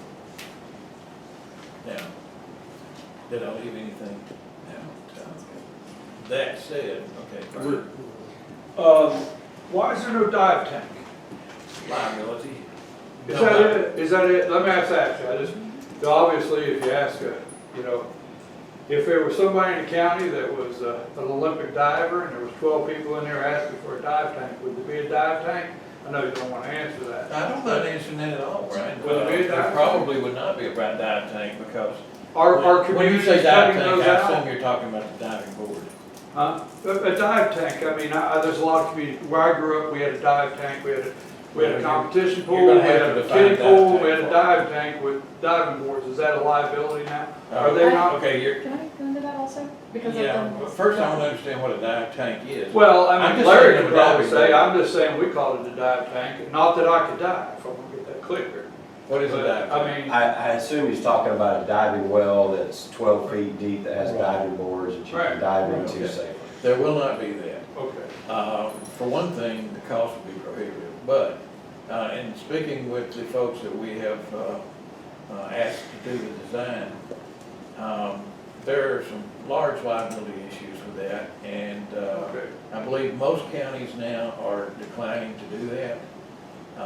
So to say that we won't have that essentially is the norm and not the exception. But at the current time, we do not plan to have that, and if we had an Olympic diver in the county, we still could not have that. All right. And I'll tell you, I did a little further research on that, and one of the big reasons that the counties are not doing that is because that takes up so much space. It's less play area or less water aerobics area in your pool. Now, if, for the pool that we have that's however many square feet, the design, about half of that, or almost half, would have to be deep end for the diving board, No. Right. if we use the No, exact structure. No, Now, you don't have to take out of what we've already got. so but we could do in addition to, is that what you're talking about? Okay, Right. so my thoughts of not having it was this, I like this design because it gives us more actual space to do, for more kids to play, for more adults to do classes, for more swim lessons, for more just activity in this. And then if we had more money, enough money to do an extra area that was a dive thing, then you go into liability. But for the money that we have, this makes the most sense to me of this, to use this amount of space and this amount of money for the needs of our community right now. I don't know how What much she money said. we're talking. Anybody have a thought? Well, we're going to have to approve the design so that we can get the estimates. But you're saying it's too expensive, but I don't know what that means. For a diving. I feel area. like, we know that we already had a $1.2 million quote 3 years ago for what we thought we Well, that wanted. number's fiction, but Right, that's okay. right, but we know-ish. No, we don't know. Well, that's what we've been told. So my thought is that I don't know, I'm Cool. sorry, I know you know, but I don't know. well, I'm just going by what, Well, here's, I just don't know. when you ask somebody what's this gonna cost us, their question is, what do you want? I can't tell you what it costs till you tell me what you want. We have to approve the design. You know, we have to vote on this bill so that we can know what's in it. But we have to approve the design so that we can I think we know have what a to chicken and ask. egg problem, but I hear you, that's okay. Do I Now, mean, what? let me ask, let me finish that little quick discussion.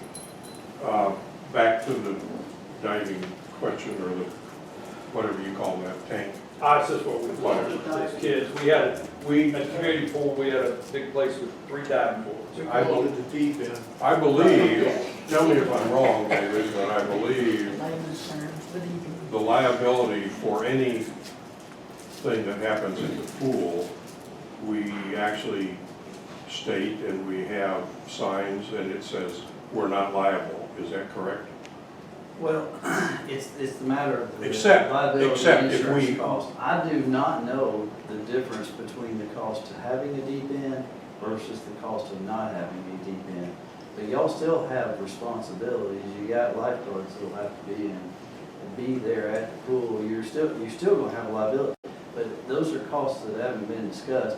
You don't necessarily have to have the boards. The deep end can exist to allow the children to jump into the deep end without the boards, and that's how a lot of pools have migrated to avoid that liability that's associated with the board itself or the high dive itself. How do you do a cannonball to splash the girls if you don't have a diving board? You get a running start. Okay, guys, I want to hear what Joey has to say. Okay, well, I mean, I don't know what the difference is in the cost either, and I don't know how many times you all have been to our actual pool, but I've been there a lot, taking, my granddaughter. And if you watch what the kids do with the pool, I understand how wonderful it is to have swimming lanes, but I've never seen anybody swim at our pool. They all stand in long lines to go off the diving board. That's the fun. And to just have swimming lanes seems pretty boring. Now, I know, I like the adult aerobics classes and whatever, and I think that's really great, but it's like, what are we really building? And if there isn't a cost to have a deep end, I think at least it should be considered. But also, when you pay your money, you say that you're now responsible. I mean, if the diving board falls off because we didn't keep the bolts, Oh, yeah, that's done, negligence. then that's our responsibility. But a kid that gets hurt diving, you got a certain responsibility in life, that, if you jump in the water, hopefully you can swim. Now, I have jumped off of a diving board when I was young and couldn't swim, but I figured I could get to the edge, and I did it over and over and over, but I could not have swam the length of the pool, but I could jump from the diving board and make it to the edge. Let me mention too, when we talk about the swimming lanes, what we're actually really just talking about is the width of the pool and where the hardware is to run the, what do you call those? Those ropes that The are, ropes. yeah, to make Lane lanes. Lane lines? Lane. Lane lines, okay. But those lane lines won't be there all the time. I mean, it's not. I looked at it, the article I read, it was, I looked at the design, Yeah. and the article I read, it was called a competition pool, go from 4 foot, They 5 refer foot. to it as a competition. Well, maybe whoever wrote that article, you ought to talk to them. Well, no, that's the way I the think you designer mentioned that. refers Oh, to okay, it. that's how we got that. But I mean, that's what was referred to, and it goes from 4 to 5, and, and then I've seen all the comments on social media, some want shade, and I get it, and some want this, and I'm gonna say this, like a wish book, they kept adding to it on social media, and I'm just getting in and say, well, why are we not if we're going to, I think all of you know, I'm not in favor of building the pool, but if we're gonna go through with it, okay, why don't we have diving boards? Because I'm just like Joanne, as a kid, those things were, I mean, you had the tall one where the kid tried to dive and everybody had to yell, go ahead and get down because they were chicken. I'm sorry, we looked at the pool in the summer, right? You got the medium when you got the low one. And I'm you do just the saying. cannonballs, But which is what I did. If we're gonna have this, if we're gonna do this, I mean, either make it to where the competition pool, I'm just saying because that's what it was called, okay? But make it to where the competition pool could be feasible, diving boards on the side, they won't upset, I don't know. Is there gonna be a sliding board? Yes. Yes, Yes. there is. And it's got a- Two of them, actually. Yeah. And in my mind, that's kind of a compromise between nothing and a diving board. Right. With a sliding board in the middle. It's fun, kids like it, but it's not a diving board. And they're just similar to the diving board we have there now. I think it's proposed for 2, one larger, one smaller. Slides. one bigger kids, one smaller kids type. Right. So there will be recreational opportunities in that competition pool. It just won't be a diving board. And if I may, I don't know the exact cost of a diving well, but you are significantly increasing the amount of water in the pool because I you're get going it. 12 feet deep Right. and it's roughly 30 by 20, 25 feet. So that whole surface area being 12 feet deep, you're significantly increasing the amount of plaster, the amount of construction, the amount of everything, including the water, which has to be filtered, so that has to be factored in the filter costs and the heater costs and all those things. So you're significantly increasing the cost by putting in a 30 by 25-ish, 12-foot deep diving well. And so a compromise is to put in a small section where you have 2 slides, and it adds, I don't know the exact dimensions of the slide area, but it looks to be 6 feet by 12 feet-ish, give or take, without me putting a ruler on it. And it can be done at 5 feet deep, which is the existing depth of the pool. And I So know- the cost is significantly different between just having the recreational slides versus the diving well. And my understanding is that from my own childhood, it's not like your home pool where you go from 5 feet to 9 feet. To have a diving area, you actually have to have a separate area off of the competition pool or the main pool. So that nobody can is swim deeper. their way and stuff. So nobody can swim in your way, it's locked off, and usually, for my community pool, it was half the size of the regular competition lanes. So you're talking, in order to have diving, you're talking about adding another half of a whole swimming pool that's deeper than the rest of the pool to accommodate a couple of diving boards. And if you're talking about a high board and a low board, you're actually talking about increasing the depth, because the higher your board goes, the deeper the well has to be. So that needs to be, I think that people are thinking that we can just throw boards on one end of the swimming pool and you can have swimming. You cannot do that. It is unsafe. You're increasing your liability. And if the state or the county is like federal government, you cannot sign your liability away. You can't. Please don't think we're like the federal government. Well, I am the federal government, so that's what I'm saying, but that's, you can't put up a sign necessarily and say, swim at your own risk. And the county not have any risk, just because you're saying, no diving. It doesn't mean that you still don't have a liability just because you put up a sign that says no diving. Just because we have a liability doesn't mean we don't Right. build a pool because there's liability. Right, right, but, and we don't- that's not what I'm saying, but I'm also saying that to have this diving area, you all are talking about building a whole half of another swimming pool to accommodate. All I wanted, I guess, was if we don't put that as a part of the design, we'll never know how much it cost us to do it and how much we gave up. I won't know. If we already just say, I'm not gonna do it because I know it's gonna cost a lot and I have liability, then if that's our decision, then fine, but I don't know how much those things mean. Yeah, I think it's fair you could put I just don't know. I think it's fair to say you can't put a number on it without putting it out to bid, but I also think it's fair to say it'd be a significant increase in price. Whatever that means. I have agree. seen community It's pools an increased take- price, and I don't disagree. I have But it's seen not a community requirement. pools It would be an take optional the far end. bid spec that we could let them optionally design. And I'm I just think- asking. I think you can find this design out there. I'm gonna continue to call it competition because that's what it's with, and that's what it's in my mind. I know the lanes that you're talking I about. don't take offense. Right, so I have seen community pools with the competition pool, and then at the very end, a turn, like a horseshoe. And it's still a contiguous water, and then you have the rope. Understand. The rope that divides it off, and it's still one continuous, and the diving boards were over here. So I will say, I mean, you're correct, but I will say, it's possible to take that, stay where you're at, and get that. I would just say, because I read all the social media, I read the articles, I read all the social media comments, and I have to tell you, from, childhood, remembering going to the summer pool, I mean, those 3 diving boards we had, they stayed full. They did not. There was a line for them diving boards from daylight to dark.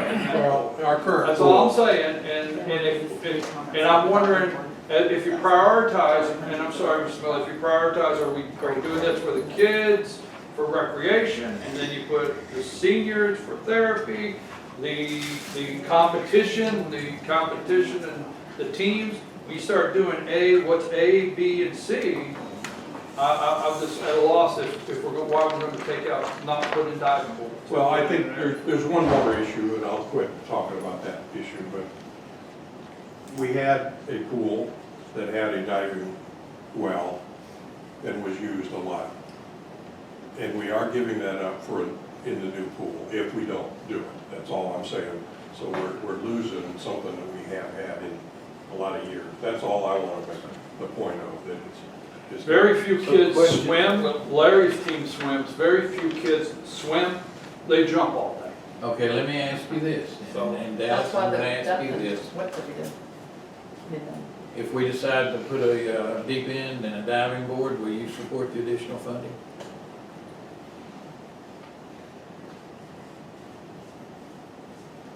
I'll think about it.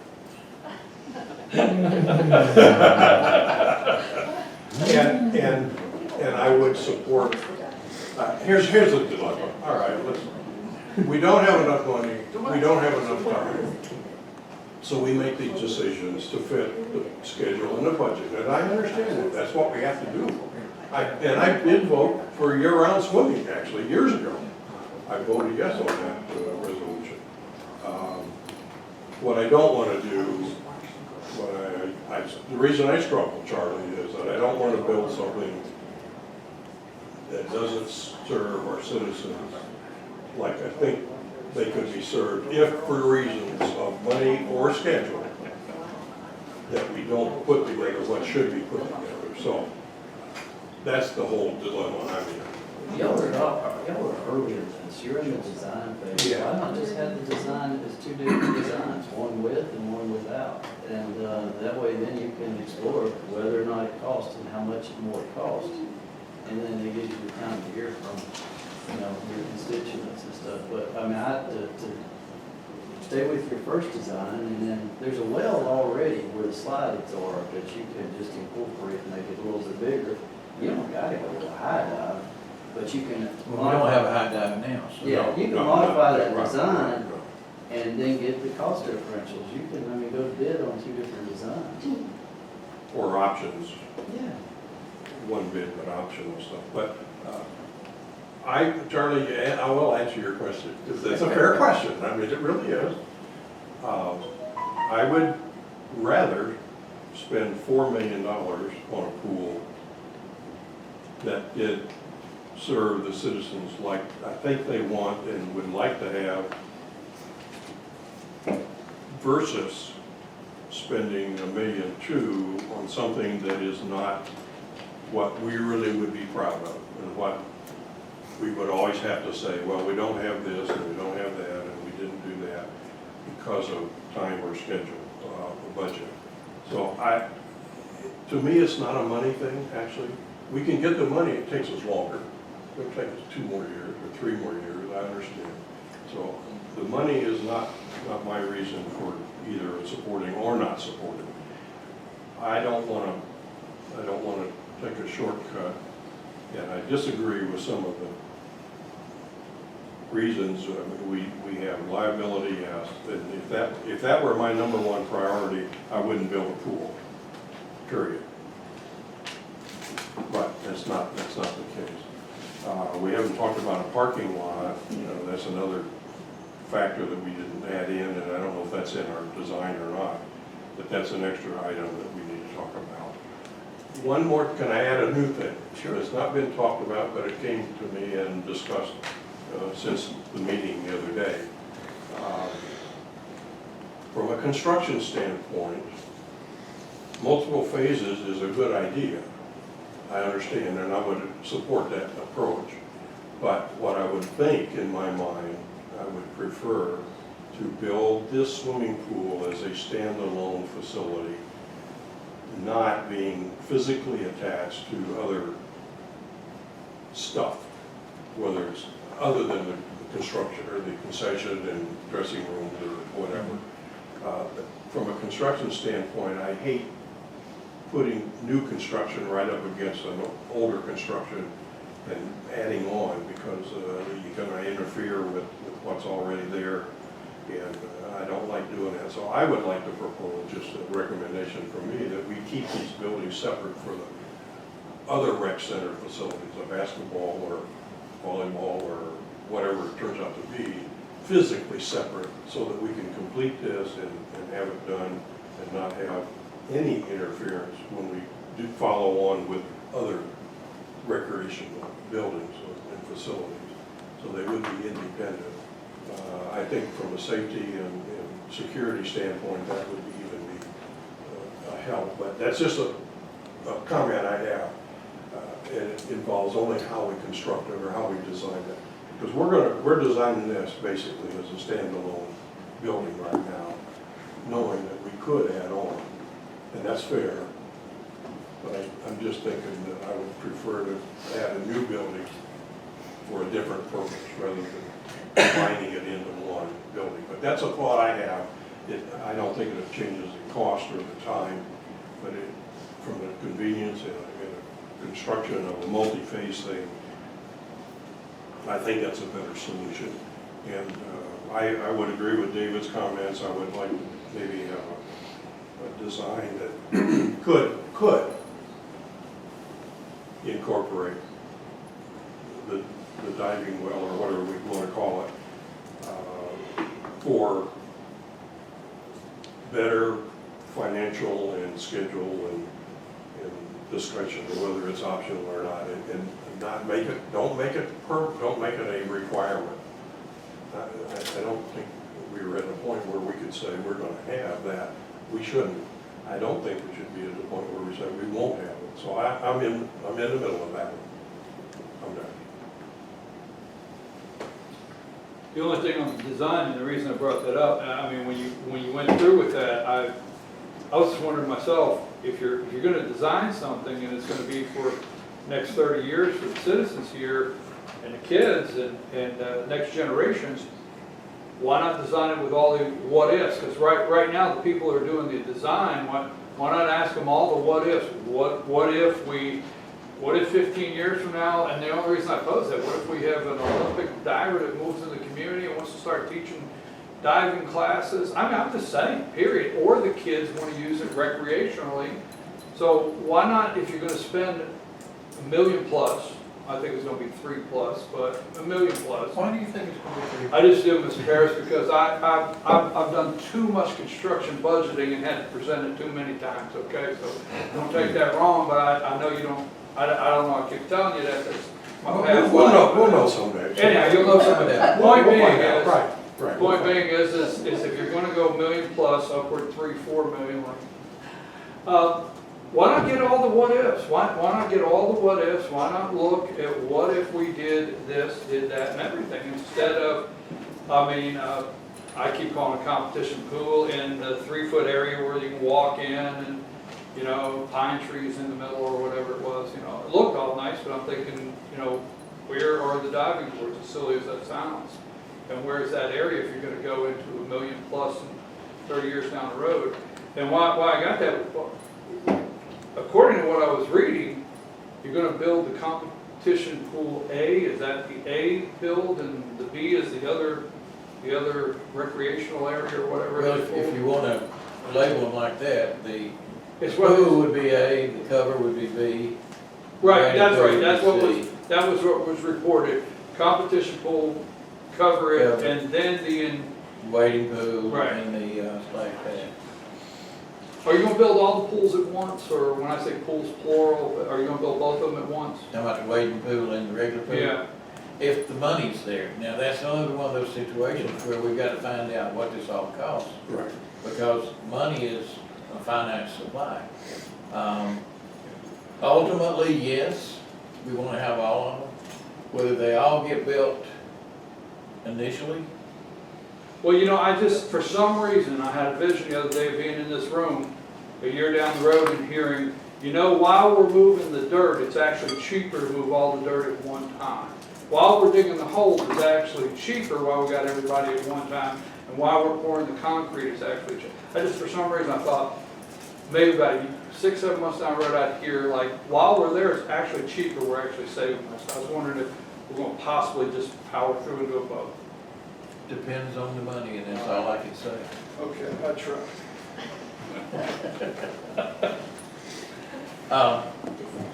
Let me ask you, I know we've heard figures of 12 feet for diving. Is that the minimum? Could we go less than 12 feet?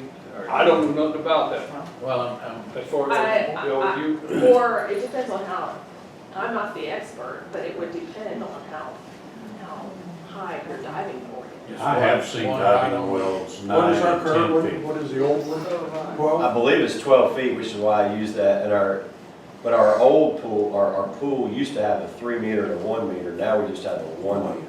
So So why it was not 12 medium? feet, there's 12 feet at a 3 meter diving board. I don't know the specs Well, for that the either. pool. see, I kept calling it a tank because Yeah, I think we that's we had 3 diving boards. A small, medium, and we had a high dive, okay? So, and it was 12 feet, I mean, I'll never forget, that tank was 12 feet, or, oh, you keep calling. And the high dive is 3 Right. meters, that's probably what you're referring to. Huh? The high dive is a 3 meter Right, board. exactly, 2 steps up or something, and the first one was 1 step and go, or jump off the board. The one we and go. have now is a 1 meter. And Yeah, you step, that's the first step on the dive board and go. The board that is at our current pool is at 1 meter. board. Right. Okay, But I so was just what saying, I'm we gonna do- had 3, you know, whether you have 2 or whatever, but if you ever had something down in the future, you'd have to have a higher board if you ever did something like that. So what I'm gonna do is ask the designer for a second design that has a diving board in the area where the slides would be, I would imagine, would be where we'd have to put it. No, because No? Not in the you don't want a slide, you don't want a child come off a slide going 12 feet of water.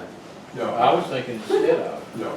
Well, we'll have to, if you Instead do of- a contiguous water, we'll have to identify the area by one of the. You don't want- you don't want- Yeah. I'll let them figure out how to do it. Yeah, there you Just go. tell them- Charlie, I think the way to do it is similar to what we have at our current pool, and just make an L. We have a left leg.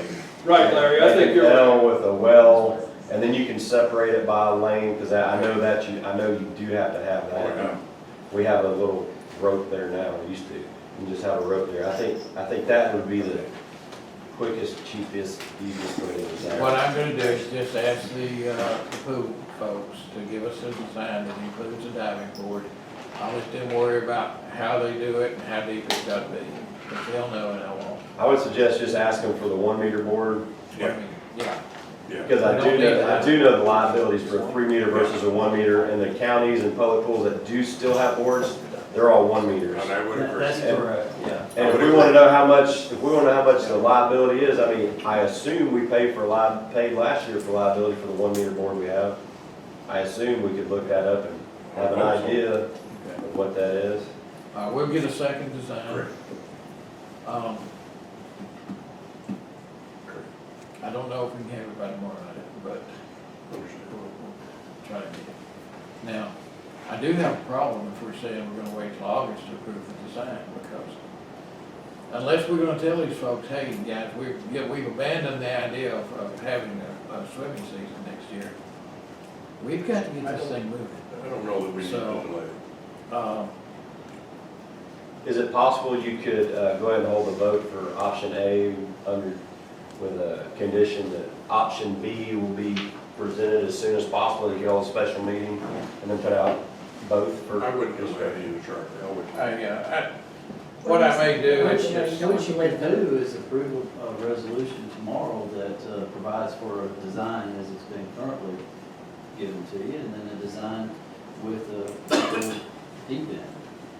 And you've approved both of the designs. and then I can go forward with getting the engineering and the costs. Well, yeah, you don't want to hold anything up Right. if you can. Well, why don't you put the actual language in the motion though, so it has some bite, Yeah. that the design as presented, according to the design that has been presented at this time, Right. with An option. an option of looking at a alternative design. So that way, these people are already starting to do the drawing, and I think with an L, I don't want to make their job simple, but I think with an L, like Larry's talking about, it wouldn't be too much for them to take their CAD drawing and, you know, turn it out there. And then it's up to you to fit it on your property when you decide you got property. Okay. We will do that, and I think that'll work. If we can, tomorrow night we can, I don't think we have to have that design okay. built in tomorrow night, Anything else on the pool? but we'll specify. I'm good. Then, I just don't want I don't want my dive tank discussion to get anybody confused that I approve the county spending tax money to do it. I don't want that. I don't think there's anything. All right, I thought that was really Confused close. on that. Just want to make sure. I'm pretty sure you okay? just said. I don't want to fool, but I want to $3 spend billion more on it, that's what you're saying, right? No, but if you, no. No, that's what I heard. I don't want to fool, but I want to spend more on it than we do. Right, Quote me right. on that. So when I make the motion tomorrow night, it'll be per Brian's request. Cool, but if you're gonna build one, I want more stuff. All right, if you keep going, my official, when you roll back the $500,000, when you give us the $500,000 back on the property taxes, and the fund balance in the county is 5 months instead of 3, then I'll consider it, but obviously it's not my position. But I'm not against the pool, I've always said that, I'm against the county spending the money. I heard and somebody on the education side the other day say something about it, and it's just, I'm not against the pool. You get that wrong. I'm against it right now on this day financially. There you go. Okay, got it. Let's take 10. Can we talk rubber duckies or something? I don't know. How many rubber duckies? Appointment of members to the Planning and Zoning Board. Alan Davenport has resigned from that. And Karen has suggested Carl Hill Jr. as his replacement. Carl works for ETC and has already indicated that he would be willing to accept that. What's this last name? Hill, H-I-L-L. I know. Okay. Appointment of member to Keep Gilmer Beautiful Board. Jim, you got somebody in mind for that? No, I didn't even know it was on the agenda. I thought they agreed to go continue on. Mary Ann Good. Marion Cook. Okay, Oh, so Mary it's a Ann- reappointment. Yes, it's a reappointment for Mary Ann Cook. Okay, let me She's write willing that to down. serve again. That's good for me. Mary Ann Cook.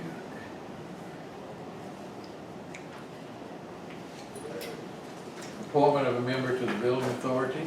And I understand Joanne is willing to serve again, so I approve. Thank you, Joanne. we're happy about that.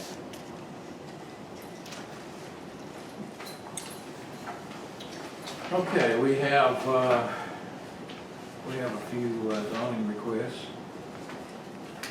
This is from Kenneth Richards, Starcraft Drive, R1 residential low density to R1 residential low density with conditional use. This one is for a temporary RV living arrangement. As I recall, there were no objections to it. Personally, I'm good with it. The only thing I would suggest is you condition your approval on the fact that it is temporary. And that was the That's planning part of our board. vote, that once the hardship goes away, Right. the conditional use expires. Yeah, and I would recommend we So add that as well. with that condition, then I would be good. Exactly. That was just the right thing to do. Yeah, Exactly. exactly. Okay. Chandler T. from A1 agricultural to R1 residential high density. I think we want to create a subdivision of roughly 7 homes. Jim, have you seen that? Well, the Chandra Teague has thrown me because I looked at one proposed subdivision on Mulkey Road that was David Teague. That's his wife. That's his wife. Okay, all right, so we, You're on the same page. yeah, I'm on the same page. I have looked at it. I made planning and zoning director aware of some site visibility issues. They say they have enough road frontage that they can adjust the entrance to the subdivision. The their ordinance, planning and zoning ordinance says that when they present the preliminary plat, the site visibility has to be certified by a licensed surveyor. So I am aware of it, and, you know, There was in here a comment about possibly having two entrances. Do you know if that's true? Dallas, I have not seen not one piece of paper showing any kind of design or anything like that. I went out at the request of the Director of Planning and Zoning, looked at the property along with the Superintendent of the Road Department, and we made our concerns verbally to Karen. But there are two phases that you're talking about here. First is the phase for the property to change into the land district that would allow what the owner wants to do, and that is really all that is before you. Then you have the subdivision development, which is a completely different phase, and if they get into the development of the subdivision and find that it doesn't work, then they're at an impasse. But before you today is simply the rezoning request from an R1 to an We're R2. not, quote, approving a subdivision. No, you're not. Actually, from an A1 to R2. Okay, yeah, A1 to R2. Well, one of the things that, and David, I understand that, this is the first step.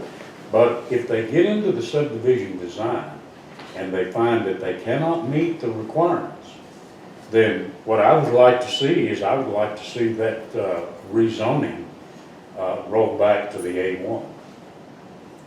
Now, I don't know if that can I happen don't know or that I not. would do that, then the property owner just simply has a piece of property that is zoned in a manner that's inconsistent. with Here's what I see. undevelopable. They can come back and then make further application. to Here is rezone what out. I see happening in our county with land development.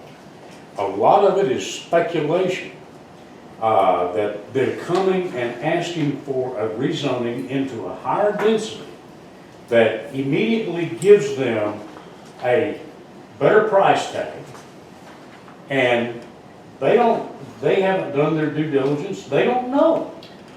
But now due diligence is for the responsibility of the buyer that is going to subsequently acquire the property, and we preach that. I preach that to the planning and zoning. I know Paul's been in there. Due diligence is a responsibility of the buyer. And if Chandra and David get this rezoned from A1 to R2, which it meets everything, and the planning and zoning didn't see any issues that should have held this up. It's got the appropriate water, if I'm not mistaken. It does have water. It's got everything. Then if they decide to market it as an R2 piece of property and the buyer comes in and fails to do their own due diligence, it's not on the county's responsibility to safeguard that buyer. It's the buyer's responsibility to do that due diligence. If they get into a district that they can't develop it as, then they roll back out of it. I assure you that if they do, they'll be back before the planning and zoning and asking for it to be rezoned to a different district.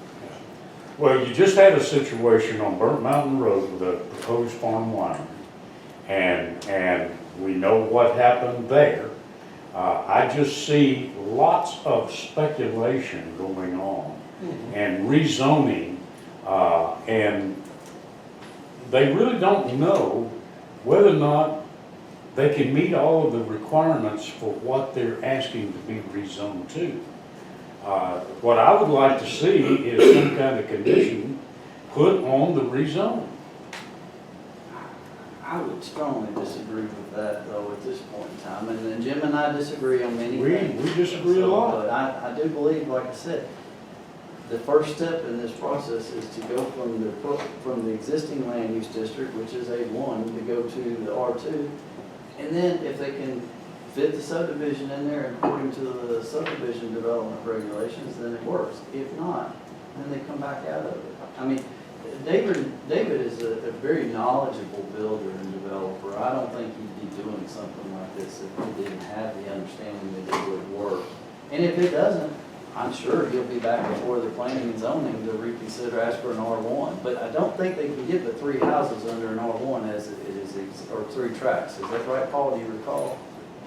It's 10.5 acres. Okay.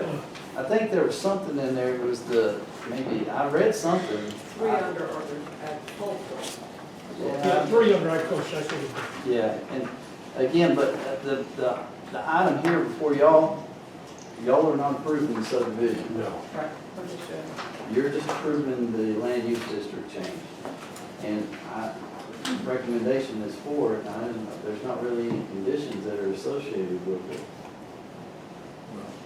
I think part of Even it, though, you're right, even though the proposed use is to create a subdivision, stated, That's but correct. we're not approving. That's correct, because as Jim says, they've got to go through the Yeah. planning and zoning with respect to subdivision Yes. development.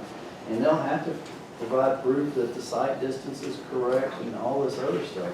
And if, if it's not, then it's the responsibility of planning and zoning to deny it. Site distance has nothing, we don't do anything with site distance on an R2. I mean, now, if y'all want to begin regulating that here at this table, you can, but I would strongly suggest that you not. I mean, that's not something y'all want to be buried down into. We don't even have to worry about water and sewer at this point in time. Yes, you do. Water, you do. with the R3, you have For to have, R2. No, we have to have water for R2, you're right, correct. And that's covered. So that's the only stipulation, and we're, And you gotta make sure, of course, Where that we it fits your go. comprehensive land use plan, and then that guide, you don't want to completely disregard your comprehensive land use plan. But that is the responsibility of the planning and zoning commission, is to evaluate that, look at it, and that's why they do that and then make their recommendation. exactly. And if I recall, there was other districts that were similar in that particular area, in R1 and R2. if I I- don't think yes, there's some R2 is. on the other side, or on 52, Yeah, that's the closest. I would think Woodland Acres up there is probably R2 and probably Canoe House. There's some I on think 52, I think their I don't thinking remember which was- ones. Instead of building in agriculture or R1, they wanted smaller lots, but they wanted to build cheaper, a little cheaper homes, build more affordable homes. Affordable. More affordable. Yeah, and Instead of cheap. And let me say this, let me add this, that David's mother lives right next door to this, so I mean, I don't think it's Right. going to be, it's going to be Not done gonna be in a a nice professional work. manner, Right. yeah. I think they said they're anticipating, what, 250,000 is the price range? I think they told me, I don't remember. I remember I reading. think that's in But I think they've owned the property since 2012, I believe, so it's not, there. Well, I'm okay with it. I'm okay, really, I'm okay. maybe Like you said, understand, we're only making it an R2 Just for the, classification and not having any thing. Now, I have a question on the next one, number 7. This is, R1 residential low density to A1 agricultural. Now, number 8 is A1 agricultural to A1 agricultural with conditional use. On number 8, they're talking about events and so forth. Number 7, they're talking about, on here, agritourism and lodging business. The thing is, on the application for number 7, I mean, I'm looking at these and I'm thinking of number 7 as being approving change for the lodging and not a change for the event hosting. Number 8 would be requesting the event hosting. But yet the application on number 7 indicates that they're asking for event hosting as well. It's almost the same It application. was confusing to me first, because they included all the information in every application instead of breaking it down, which I like to see them break it down. But actually, they had 3 applications. We tabled the 3rd application that was about for events, Yeah. because they are buying the track next to them, and it's not completed yet. Uh-huh. And that's actually where most of the events were gonna be. So, actually, they're in phase 1, but the phase 2 is what really, like I said, most of the events were gonna be.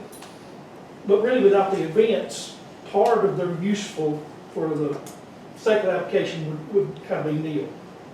So, And Charlie, I've been counseling Karen that these need to be treated independently, because y'all could approve the land use district change from an R1 to A1.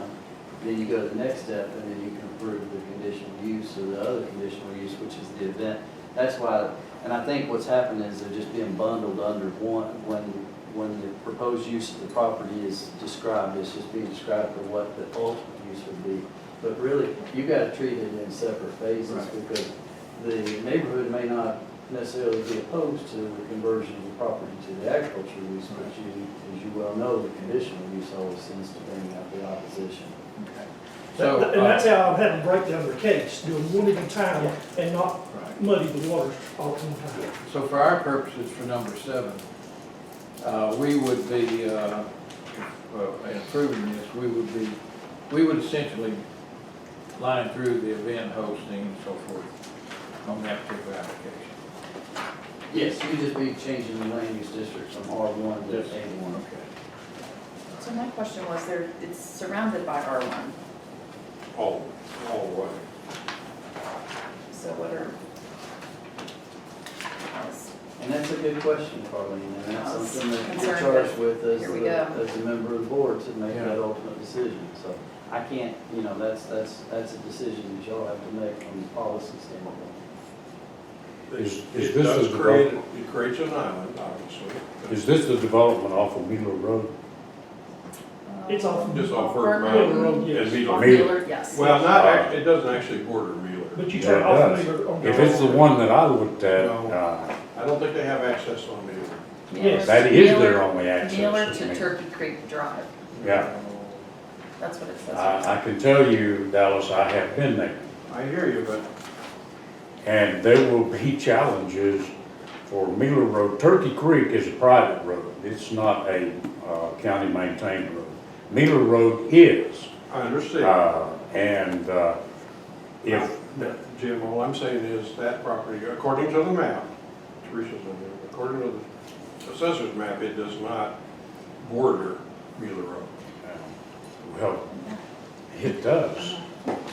Well, let me say this. Not without going through somebody else's Okay, property. now, I think all the right, your idea- your chairman just told you, they are in the process of trying to buy property that is actually lies on the corner of Miller Road and Turkey Is Creek. that this one, 208. Which, or is it, which, yeah, 208?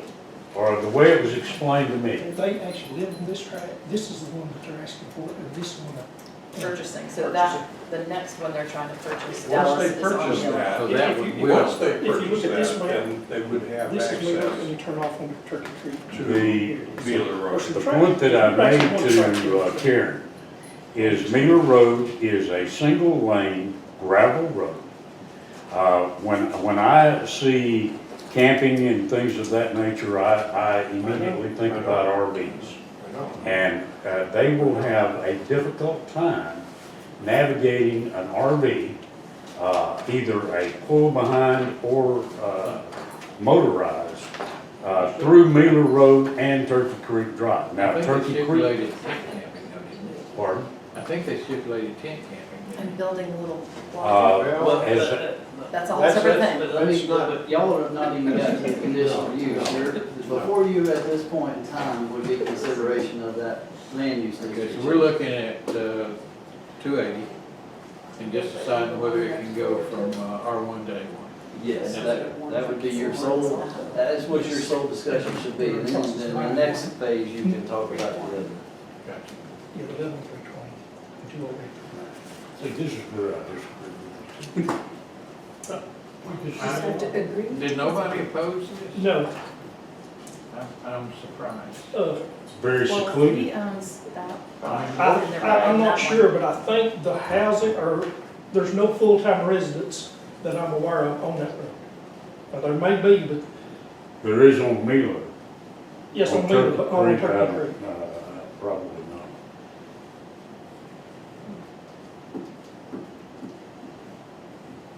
I wish we had more to know if, how residential, if this keeps going.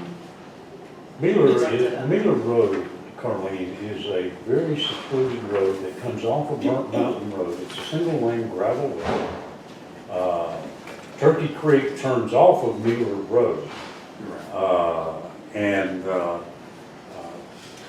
the point that I made with Karen is that, as I understand what you're doing, you're rezoning it to A1, and then the next conditional use is for a campground or a camping I don't- facility? I don't No, think it's it's camp. called- I think they're doing. It's actually called wedding and events, which isn't legal yet today. Well, actually, no, Paul said there were 3 applications, and the wedding and events, or the events, I don't think they use term wedding, but they tabled the events, So it's not a campground? That's what the application said, campground, but they're actually gonna build cabins. Yeah. And I asked them if there was any future, like tent camping, because there's no way you can pull RVs or anything in that. And they Right. said possibly in the future, Did you go out and look at it, Paul? yes, Okay, so Paul's actually seen it on the ground, and so have I, so.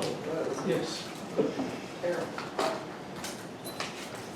Terrible. But the ordinance actually, it says for the change, it doesn't have to adjoin agriculture, it has to be in the district. So it doesn't have to be adjoined. So like the one we just approved for the R2, there's no R2 that joins it, so. Right.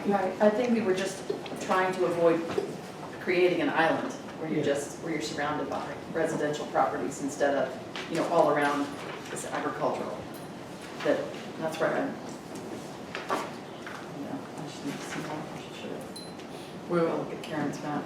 I have to wonder, So, if we approve the rezoning, but we don't approve the conditional use, You created a problem. yeah, we're creating a problem. And that's where I disagree with the attorney. Now, how have you created a problem? Because you have created a zone within, you, But you don't necessarily have to abut up against the other zone. That, Paul's right in the fact that you look at the district. but why Yeah, would you? When I say creating a problem, I'm not talking about that. I'm saying that we've created a problem for these folks here, in that, they're talking about purchasing more property, they're talking about, and their whole objective is to do the cabins and so forth. We can approve the change in zoning, but if we don't approve, if we don't then approve the conditional use, we kind of shot them down. What was the point of the A1 to begin with? Without the conditional use, they didn't need the A1. Well, they make it do something differently with the A1. I mean, A1 is wide open, as you all well know. oh, yeah. When you see it on the ground, right, Paul, then you have a better appreciation of what you have. Well, But the question is, if we approve the A1, have we done anything to the neighboring R1s? Right. I think that's the question. There's a lot of R1s. They're typically the same size, 5, 6 acres.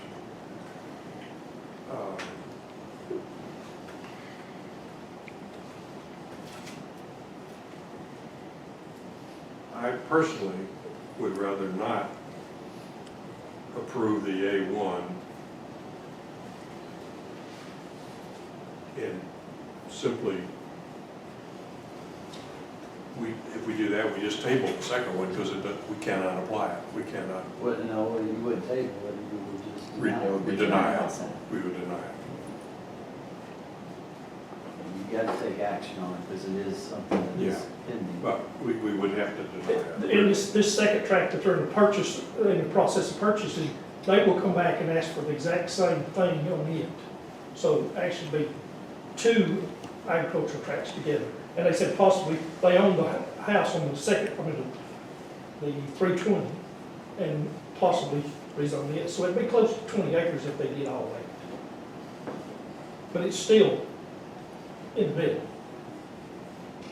well, my concern is more regarding the people who are living there now. But, and as I understand, the full-time residents will be on Miller Road. Yes.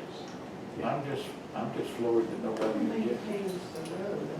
It's very sparse population. Now, there's a full-time resident just below them on Meagler Road there.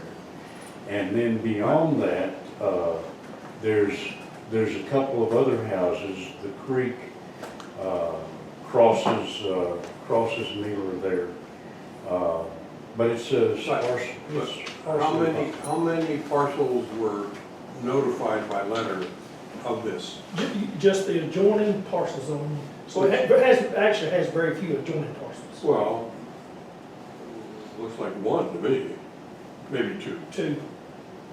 So nobody that got they don't notice own. that it was going to happen. Unless Well, they have to there's a drive sign on, that's unless they signed. have to, but that sign If is they're not on the part-time private residents. road. We do not put signs on private roads, correct? Oh, yes, you. Yes. Oh, I put, did we put Yeah, a there's a, yeah, there was a There- sign, there's there was a rezoning sign. on Turkey Creek? But if these, No, no, no, Well, that's what I'm saying. on the private road. on, Turkey Creek. on the Turkey property. Creek, yeah, there was a sign there. Karen, but if this is primarily part-time residents, they may have had an opportunity to see the sign, and maybe not. Right. Turkey Creek is, for better word, it's a pig trail. But they have, it's I didn't know. a I pig thought that trail, was it's on narrow the- and it's maybe rough. on That the- there's only one property owner between them and Miller Road, and they had permission to widen the road to their property. Or, I mean, that was one of my questions, was traffic. Immediately across the road from their house, it looked like there was trails and stuff back through there where somebody had been camping or something like that, Paul. I don't know if you noticed that or not, but it's a very sparsely populated area. There's a lot of driveways because they got addresses. But the sparsely populated areas are the ones where people most object to having something like this. Expanded traffic and density and They're- noise and. They buy out in the sparsely populated areas for a reason. The problem, and I'm just talking on the private road, which is Turkey Creek, you would have no business going back there unless you actually had property back there. The people on Miller,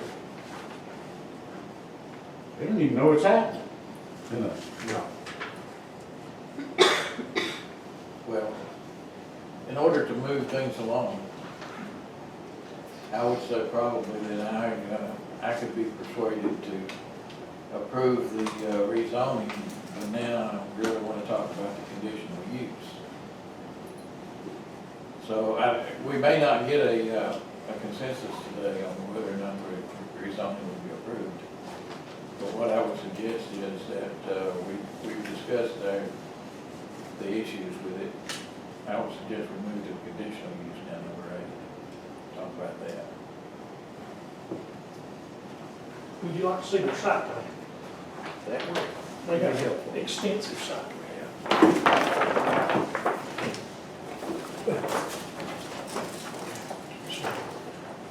Jimmy, if you'll hold it, we'll just flip it this way.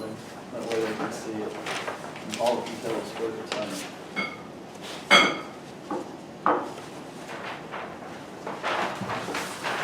We're talking, Built 5 cabins in a circle.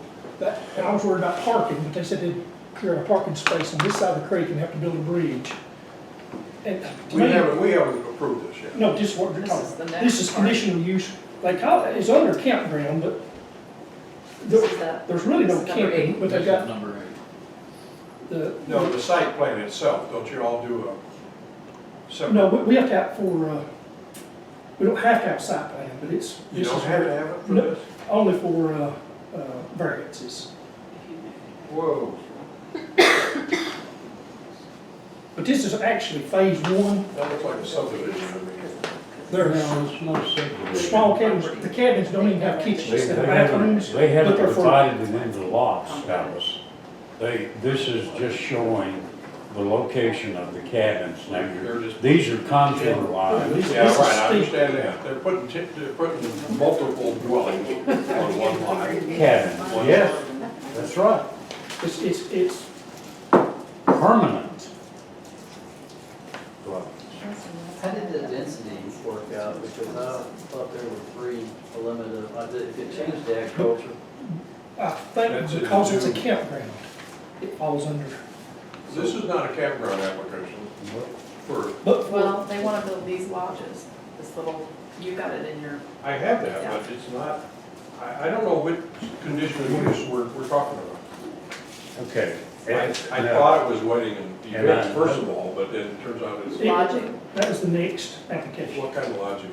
agricultural Just- conditional use, create agritourism lodging business, short-term room accommodations and heritage I'm homestead. talking about in our ordinance, Ah. what conditional use line item are we That, talking? I don't think it actually is an identified conditional use. I think what the planning and zoning had to do was to use, you know, the three lead-in language there above the table of contents, if it's not an I understand identified you use. can reinterpret between the Yeah, lines, that, but that's what, exactly what. But I think it fell under campground, is what my understanding was. The campground that's has, what I, that's has what to I'm be trying 5 to acres plus, and this is, It's a 7.5, 6.5. upscale campground, yes. cabins. But if you, I don't know if you read their plan, Yeah, I did. It's a great plan. It's a super plan. but without phase 2, this one doesn't float to me, because it does have kitchens, they're gonna build a lodge on this one for everybody to use, and that's gonna be the main part for the events. So what lot is that right there Where depicting? the, What where the number? buildings are? 208, I Go believe. away. And they've been, I think they've been approved for the septic systems for all this. 280, or 208. Well, that's No, I'm 208. sorry, 280, you're right. No, that's a question. That's what I'm trying 208 to. 280 is what we're talking about. 280.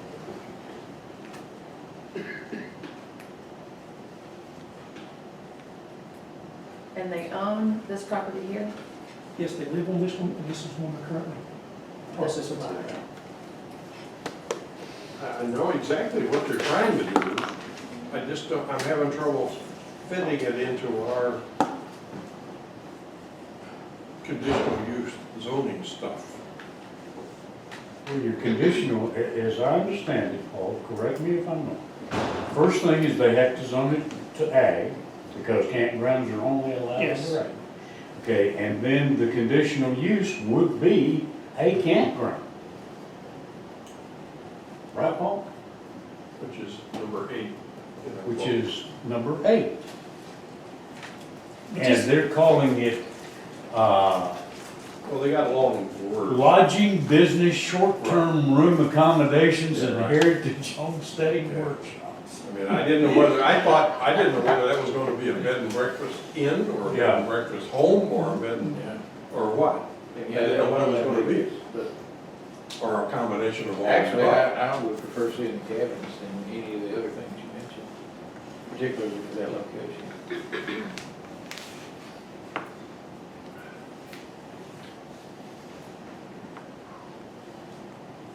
Their plan, And that's, they're talking about only Turkey Creek entrance. yes, Off of me, No, well, yeah, off of that, but off not of, off off of the county road. Wheeler to Turkey Creek to. for Turkey Creek, but they're not going down to the bottom to connect to Wheeler. No. Now, this other parcel. on this next parcel, Wheeler, but it's uphill. It's up on top of the mountain, actually. And part of what they need to do is they want to connect to some of the bike trails that go through, like Georgia Highlands, Oh, yeah. and so that's Oh, some yeah. of those Oh, recreation yeah, I can activities over understand, there. understand the plan. That's a good plan. And they're gonna build gardens around these. That's a good plan. I call it, I'm not against offending the anybody, plan. but this is appeal to back to nature people. They're gonna teach Right. classes about Right, homesteading. right, I agree, I see it, I agree with what they want to do. We've never seen anything quite like this. No, under- exactly. Under So a I feel a campground. little bit better. Yeah, it wouldn't be directly And killing we don't force anything in Dallas, terms of this is anything, water, below. whatever. This is the map below, so there is quite a bit more ag right below, or I'm saying below, but whatever. No, yeah, right. You know what I mean? Yes. In the vicinity, this you're area. saying in the vicinity. In my mind, these tracks, 6.5 acres should always be agriculture. The minimum's 3 acres. You're far above the minimum. Who split these out? It was- What's the history of this? I have no I think idea, it you was, know, somebody it's, said it's maybe an in the old, 60s is when it was. it's an old Oh. area, Dallas.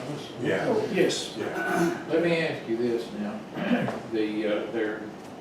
The purchase of the utility is currently, I guess, in progress.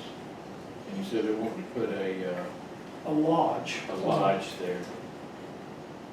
My concern is if we approve the change to A1, and if we further approve the conditional use for these cabins.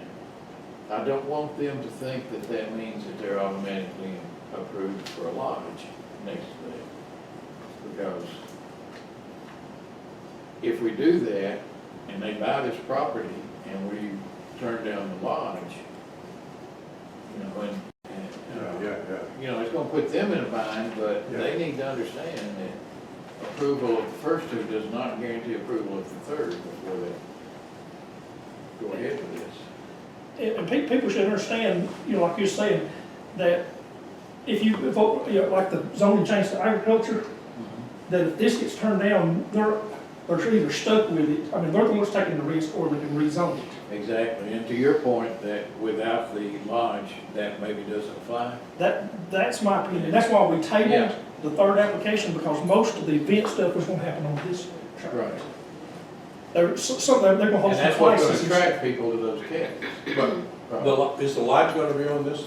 No, No, it's that's what I'm saying, there's gonna no, be on this another future track. track. So just, if we approve that one only, they are not getting approval for a lodge, because And it's that's what I on a want different them- parcel. And that's what I want them to understand, It has that to our be clear. approval It has to be clear. of the rezoning and that particular conditional use does not imply approval for a lodge. I hear you, yeah. If it was me, I would not start any kind of construction on this That till I would be had. smart. And that's the big picture, that's where I Yes. disagree with David in that, show me the big picture, you know, and instead of in But the pieces. thing is that the applicant can just come in and Well, I ask for the understand land that, use district David. and walk away from it. I mean, there's benefits to changing the land use district.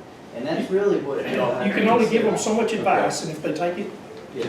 To And, try and to, I think the planning commission has done the right thing, I mean, they tabled yeah.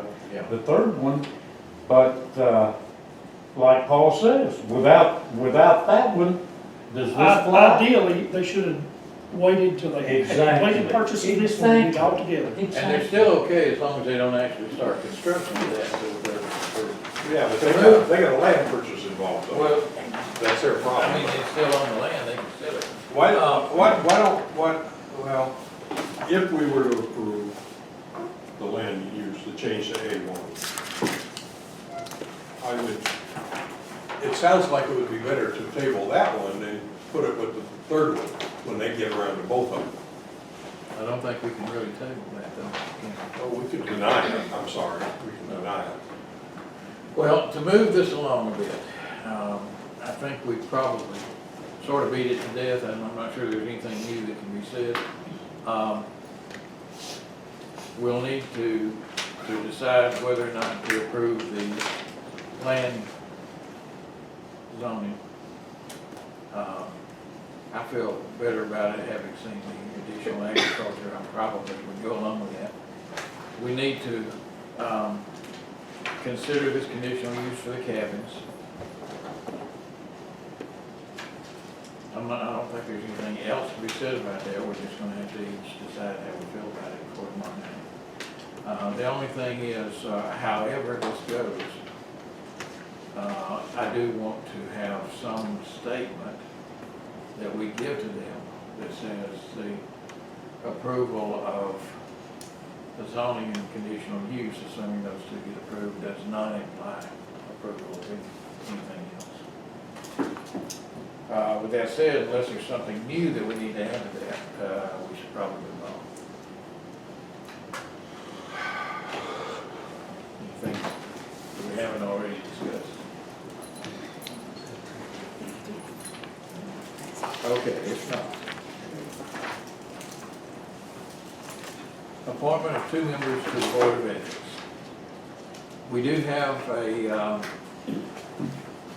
ethics ordinance, and that ordinance requires that we have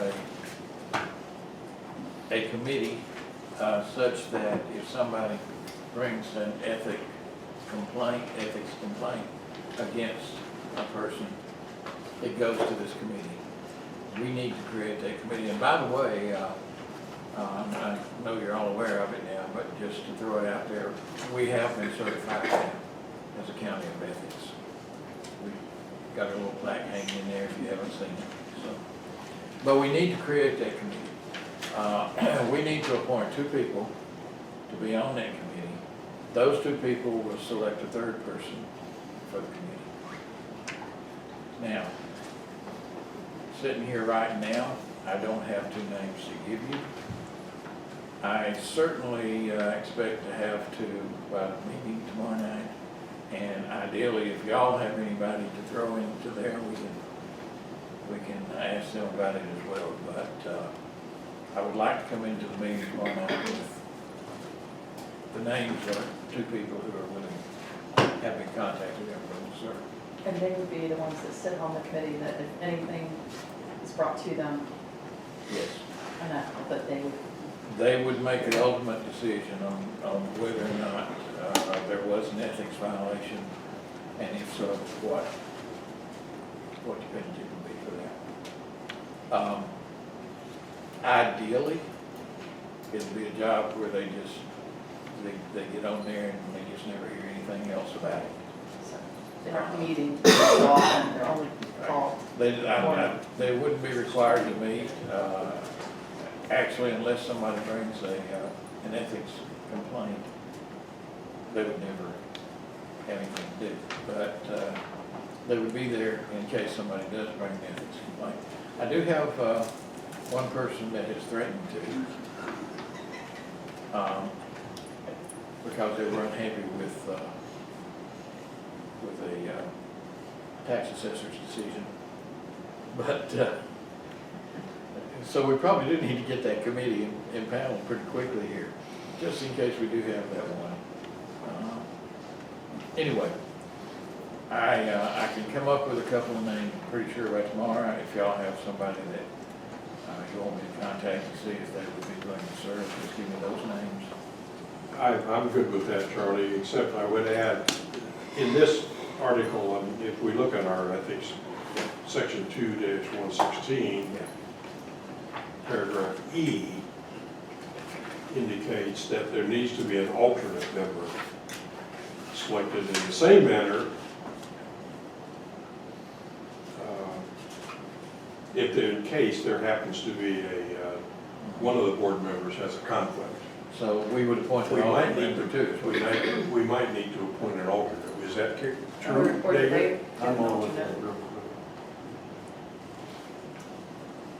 I missed that when I read it, but whatever we need to. I don't appoint, we think need that that would be a responsibility of the board at this point in time, because you don't have a disqualification. I think that, We have to wait till the I disqualification. think that the way I'm reading it, That's what I the wanted to know. disqualification occurs, and the alternate member of the board shall be selected in the same manner as the disqualified individual. So if it was one of the two that this board had, Then we would do it. If not, they could do their The other own. one, they were selected. All right, leave it on.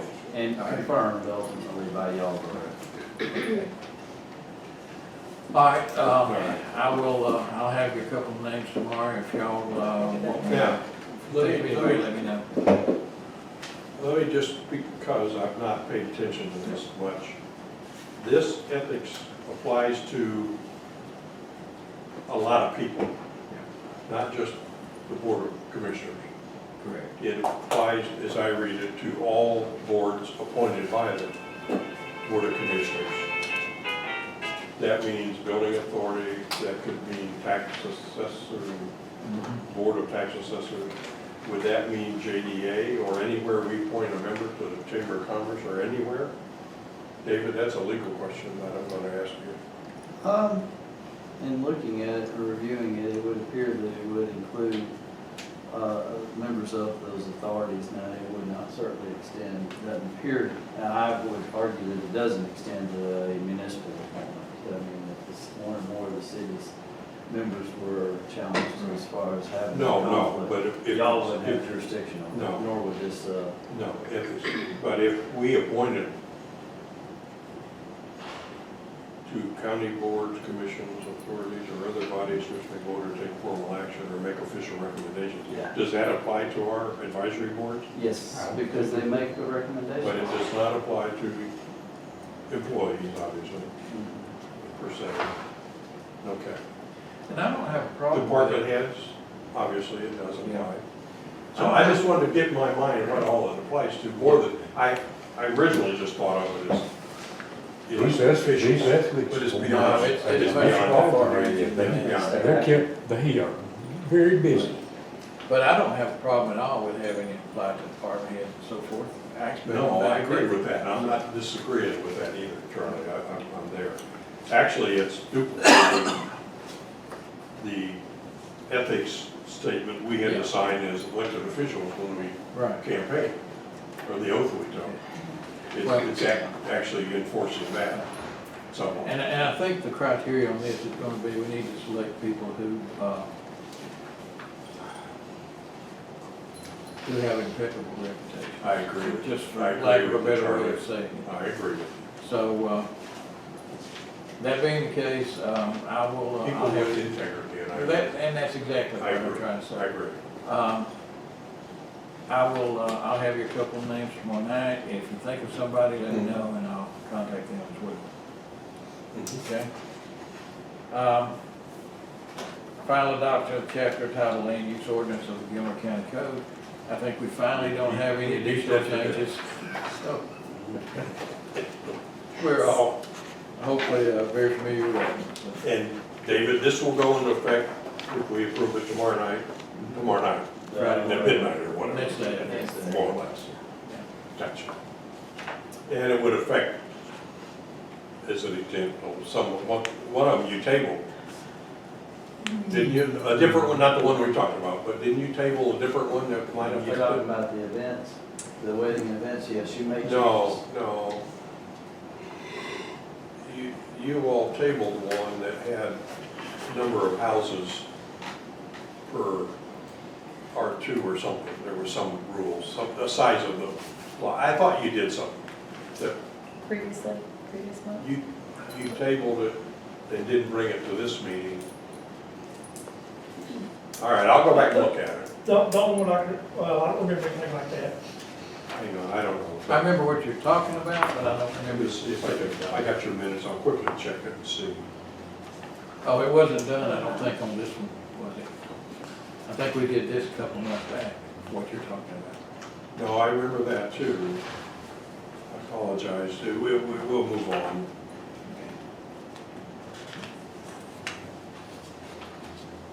Well, if you come up with it, we can get into it tomorrow night. Yeah. I was thought there was two of them that were tabled, not just the Turkey Creek. No, not last meeting. Okay, we're good, go on. Okay, next item is discussion, possible action on providing permission for Friends of Gilmer Animal Shelter to provide memorial bricks on county property. So what they're proposing is something very similar to what we see right out in front of the Watkins house, where you have the memorial bricks if you read them there. I don't know what they're looking to charge for this. They've assured me that it will look just like what's in front of the Watkins house, in that you won't be able to tell that, yeah, this brick was taken up and put back down or whatever. The only difference is what they're talking about is a memorial that people can purchase for their pets. So there would be bricks with the pet's name, and the money would then go to the Friends of Gilmer Animal Shelter Projects, the animal shelter, spay and neuter, and that sort of thing. Where would they put them? Just on the animal shelter property? No. What they're talking about is putting them out here. If you go where you cross the street there, going over to Watkins' house, those bricks that are lined up, they would, if they had 5 or 10 of them to do, they'd take up 5 or 10 of those bricks, engrave whatever, go back down, and have it made. Is what's there right now, when downtown did their campaign? I don't know when they got there. Yes. Now, where they're talking Yes. about doing this, there are Yes. none. There are no engraved bricks, but the ones you're talking about probably in front of the Watkins house. I don't really remember where they were, but I thought you said there are some right now. There are some. Okay, Not so big. that's now. Somewhat, some bricks. There are already some with bricks that are engraved. with people's names. With people's Correct. names, correct. One thing I would condition, or suggest that you condition it on, you typically don't see offensive names, so as far as humans or people are concerned, but sometimes you do see offensive names. Good point. When you name a pet, some people name them some crazy names. And I don't think you want a marker out here with something that has some slang, or profane or something of that nature. Okay, so Rover and Spot's okay, but I think some others may not be. I have what I would personally recommend and suggest. Someday, I assume, in the future, we will have a bark park, as I call, a place for dogs to run free, fenced in. I would propose that this type of activity or this type of fundraising would be very appropriate on the walkway leading to the bark park, as I will call it. I'm not sure I feel comfortable putting this right in town. I think people might not, some people might not really appreciate having that. It's not a true memorial to a person or a citizen or anything. I think, I don't feel comfortable putting it where they're talking about putting it. I really would support it and would love to have it where we have a dog park. And I call it a bark park. And there's one other problem I have with this. This is called a pet garden or pet brick garden or whatever. The definition of a pet gets to be very, very difficult. In my mind, the definition of a pet is whoever wants to spend $100. I understand that, Charlie, but it's really for dogs because of the group. I don't think we that's- see a lot of cats. The group that's sponsoring it is animal They actually shelter. help the cats. In fact, it'd be nice to have it out at the animal shelter, but that's probably not something Now, wait a they will minute, consider. I'm an old country. What about a horse? That's my whole point. Well, I'm gonna give it to you, because it's dogs, cats, horses, cows, bovines, or whatever they call them. Goats, hamsters, snakes, Let me swine, say this. chickens. I don't wanna call it a pet. I don't want to get started on this. We don't need that discussion going on in the county. Let me say But that they're do probably not not need gonna put to on do there that. that it's a horse Okay. or a goat, they're just gonna put its name.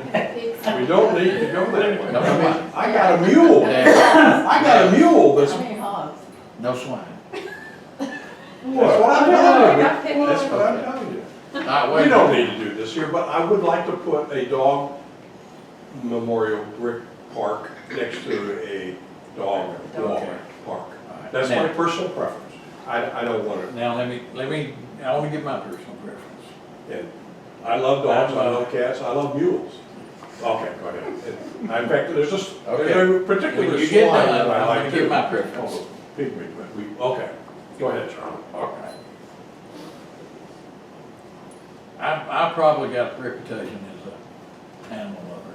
And that's fine. And I love and I'll it that admit you to are. that. I'm gonna say this in terms of memorials to pets.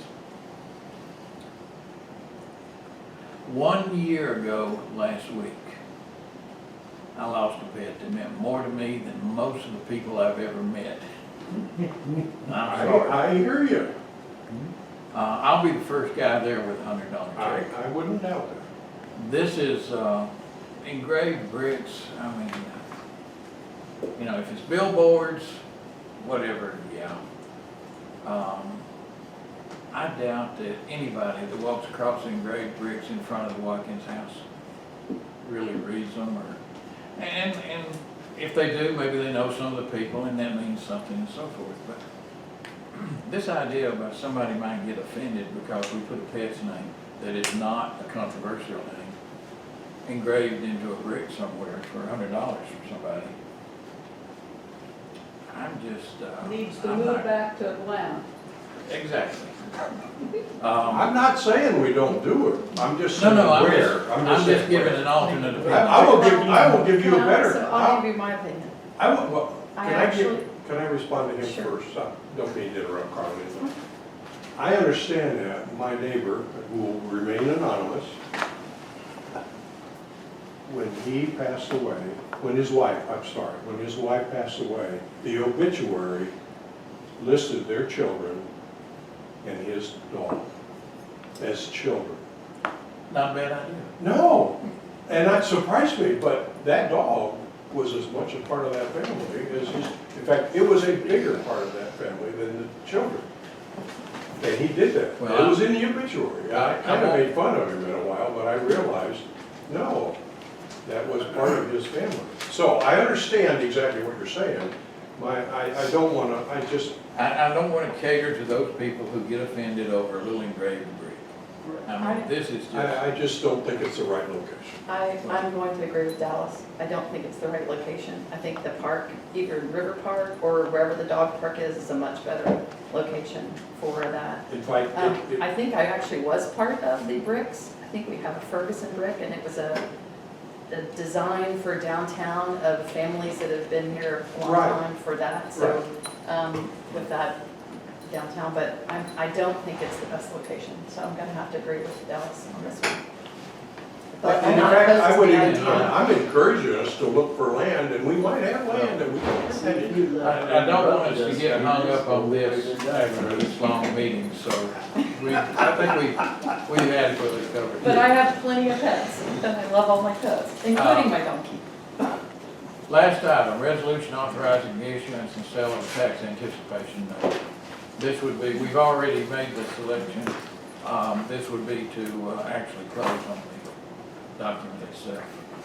So we need. It went and get sent me the documents, I haven't had a chance to look at them yet, but once y'all approve that resolution, I'm sure that Jim Moncel's going to come up and sign probably. Oh, he's already looking to. Y'all schedule it? Yeah, Well, what was it? I emailed this morning, We tentatively scheduled. for the, like, what, 15th, Okay, I'll, Monday. yeah. So, Darren was gonna check with Jim and just make sure that he could get everything squared away on his end and let me know. I have no problem, I'm in agreement to doing that tomorrow night and accept it, but I did have a long discussion with Sandy.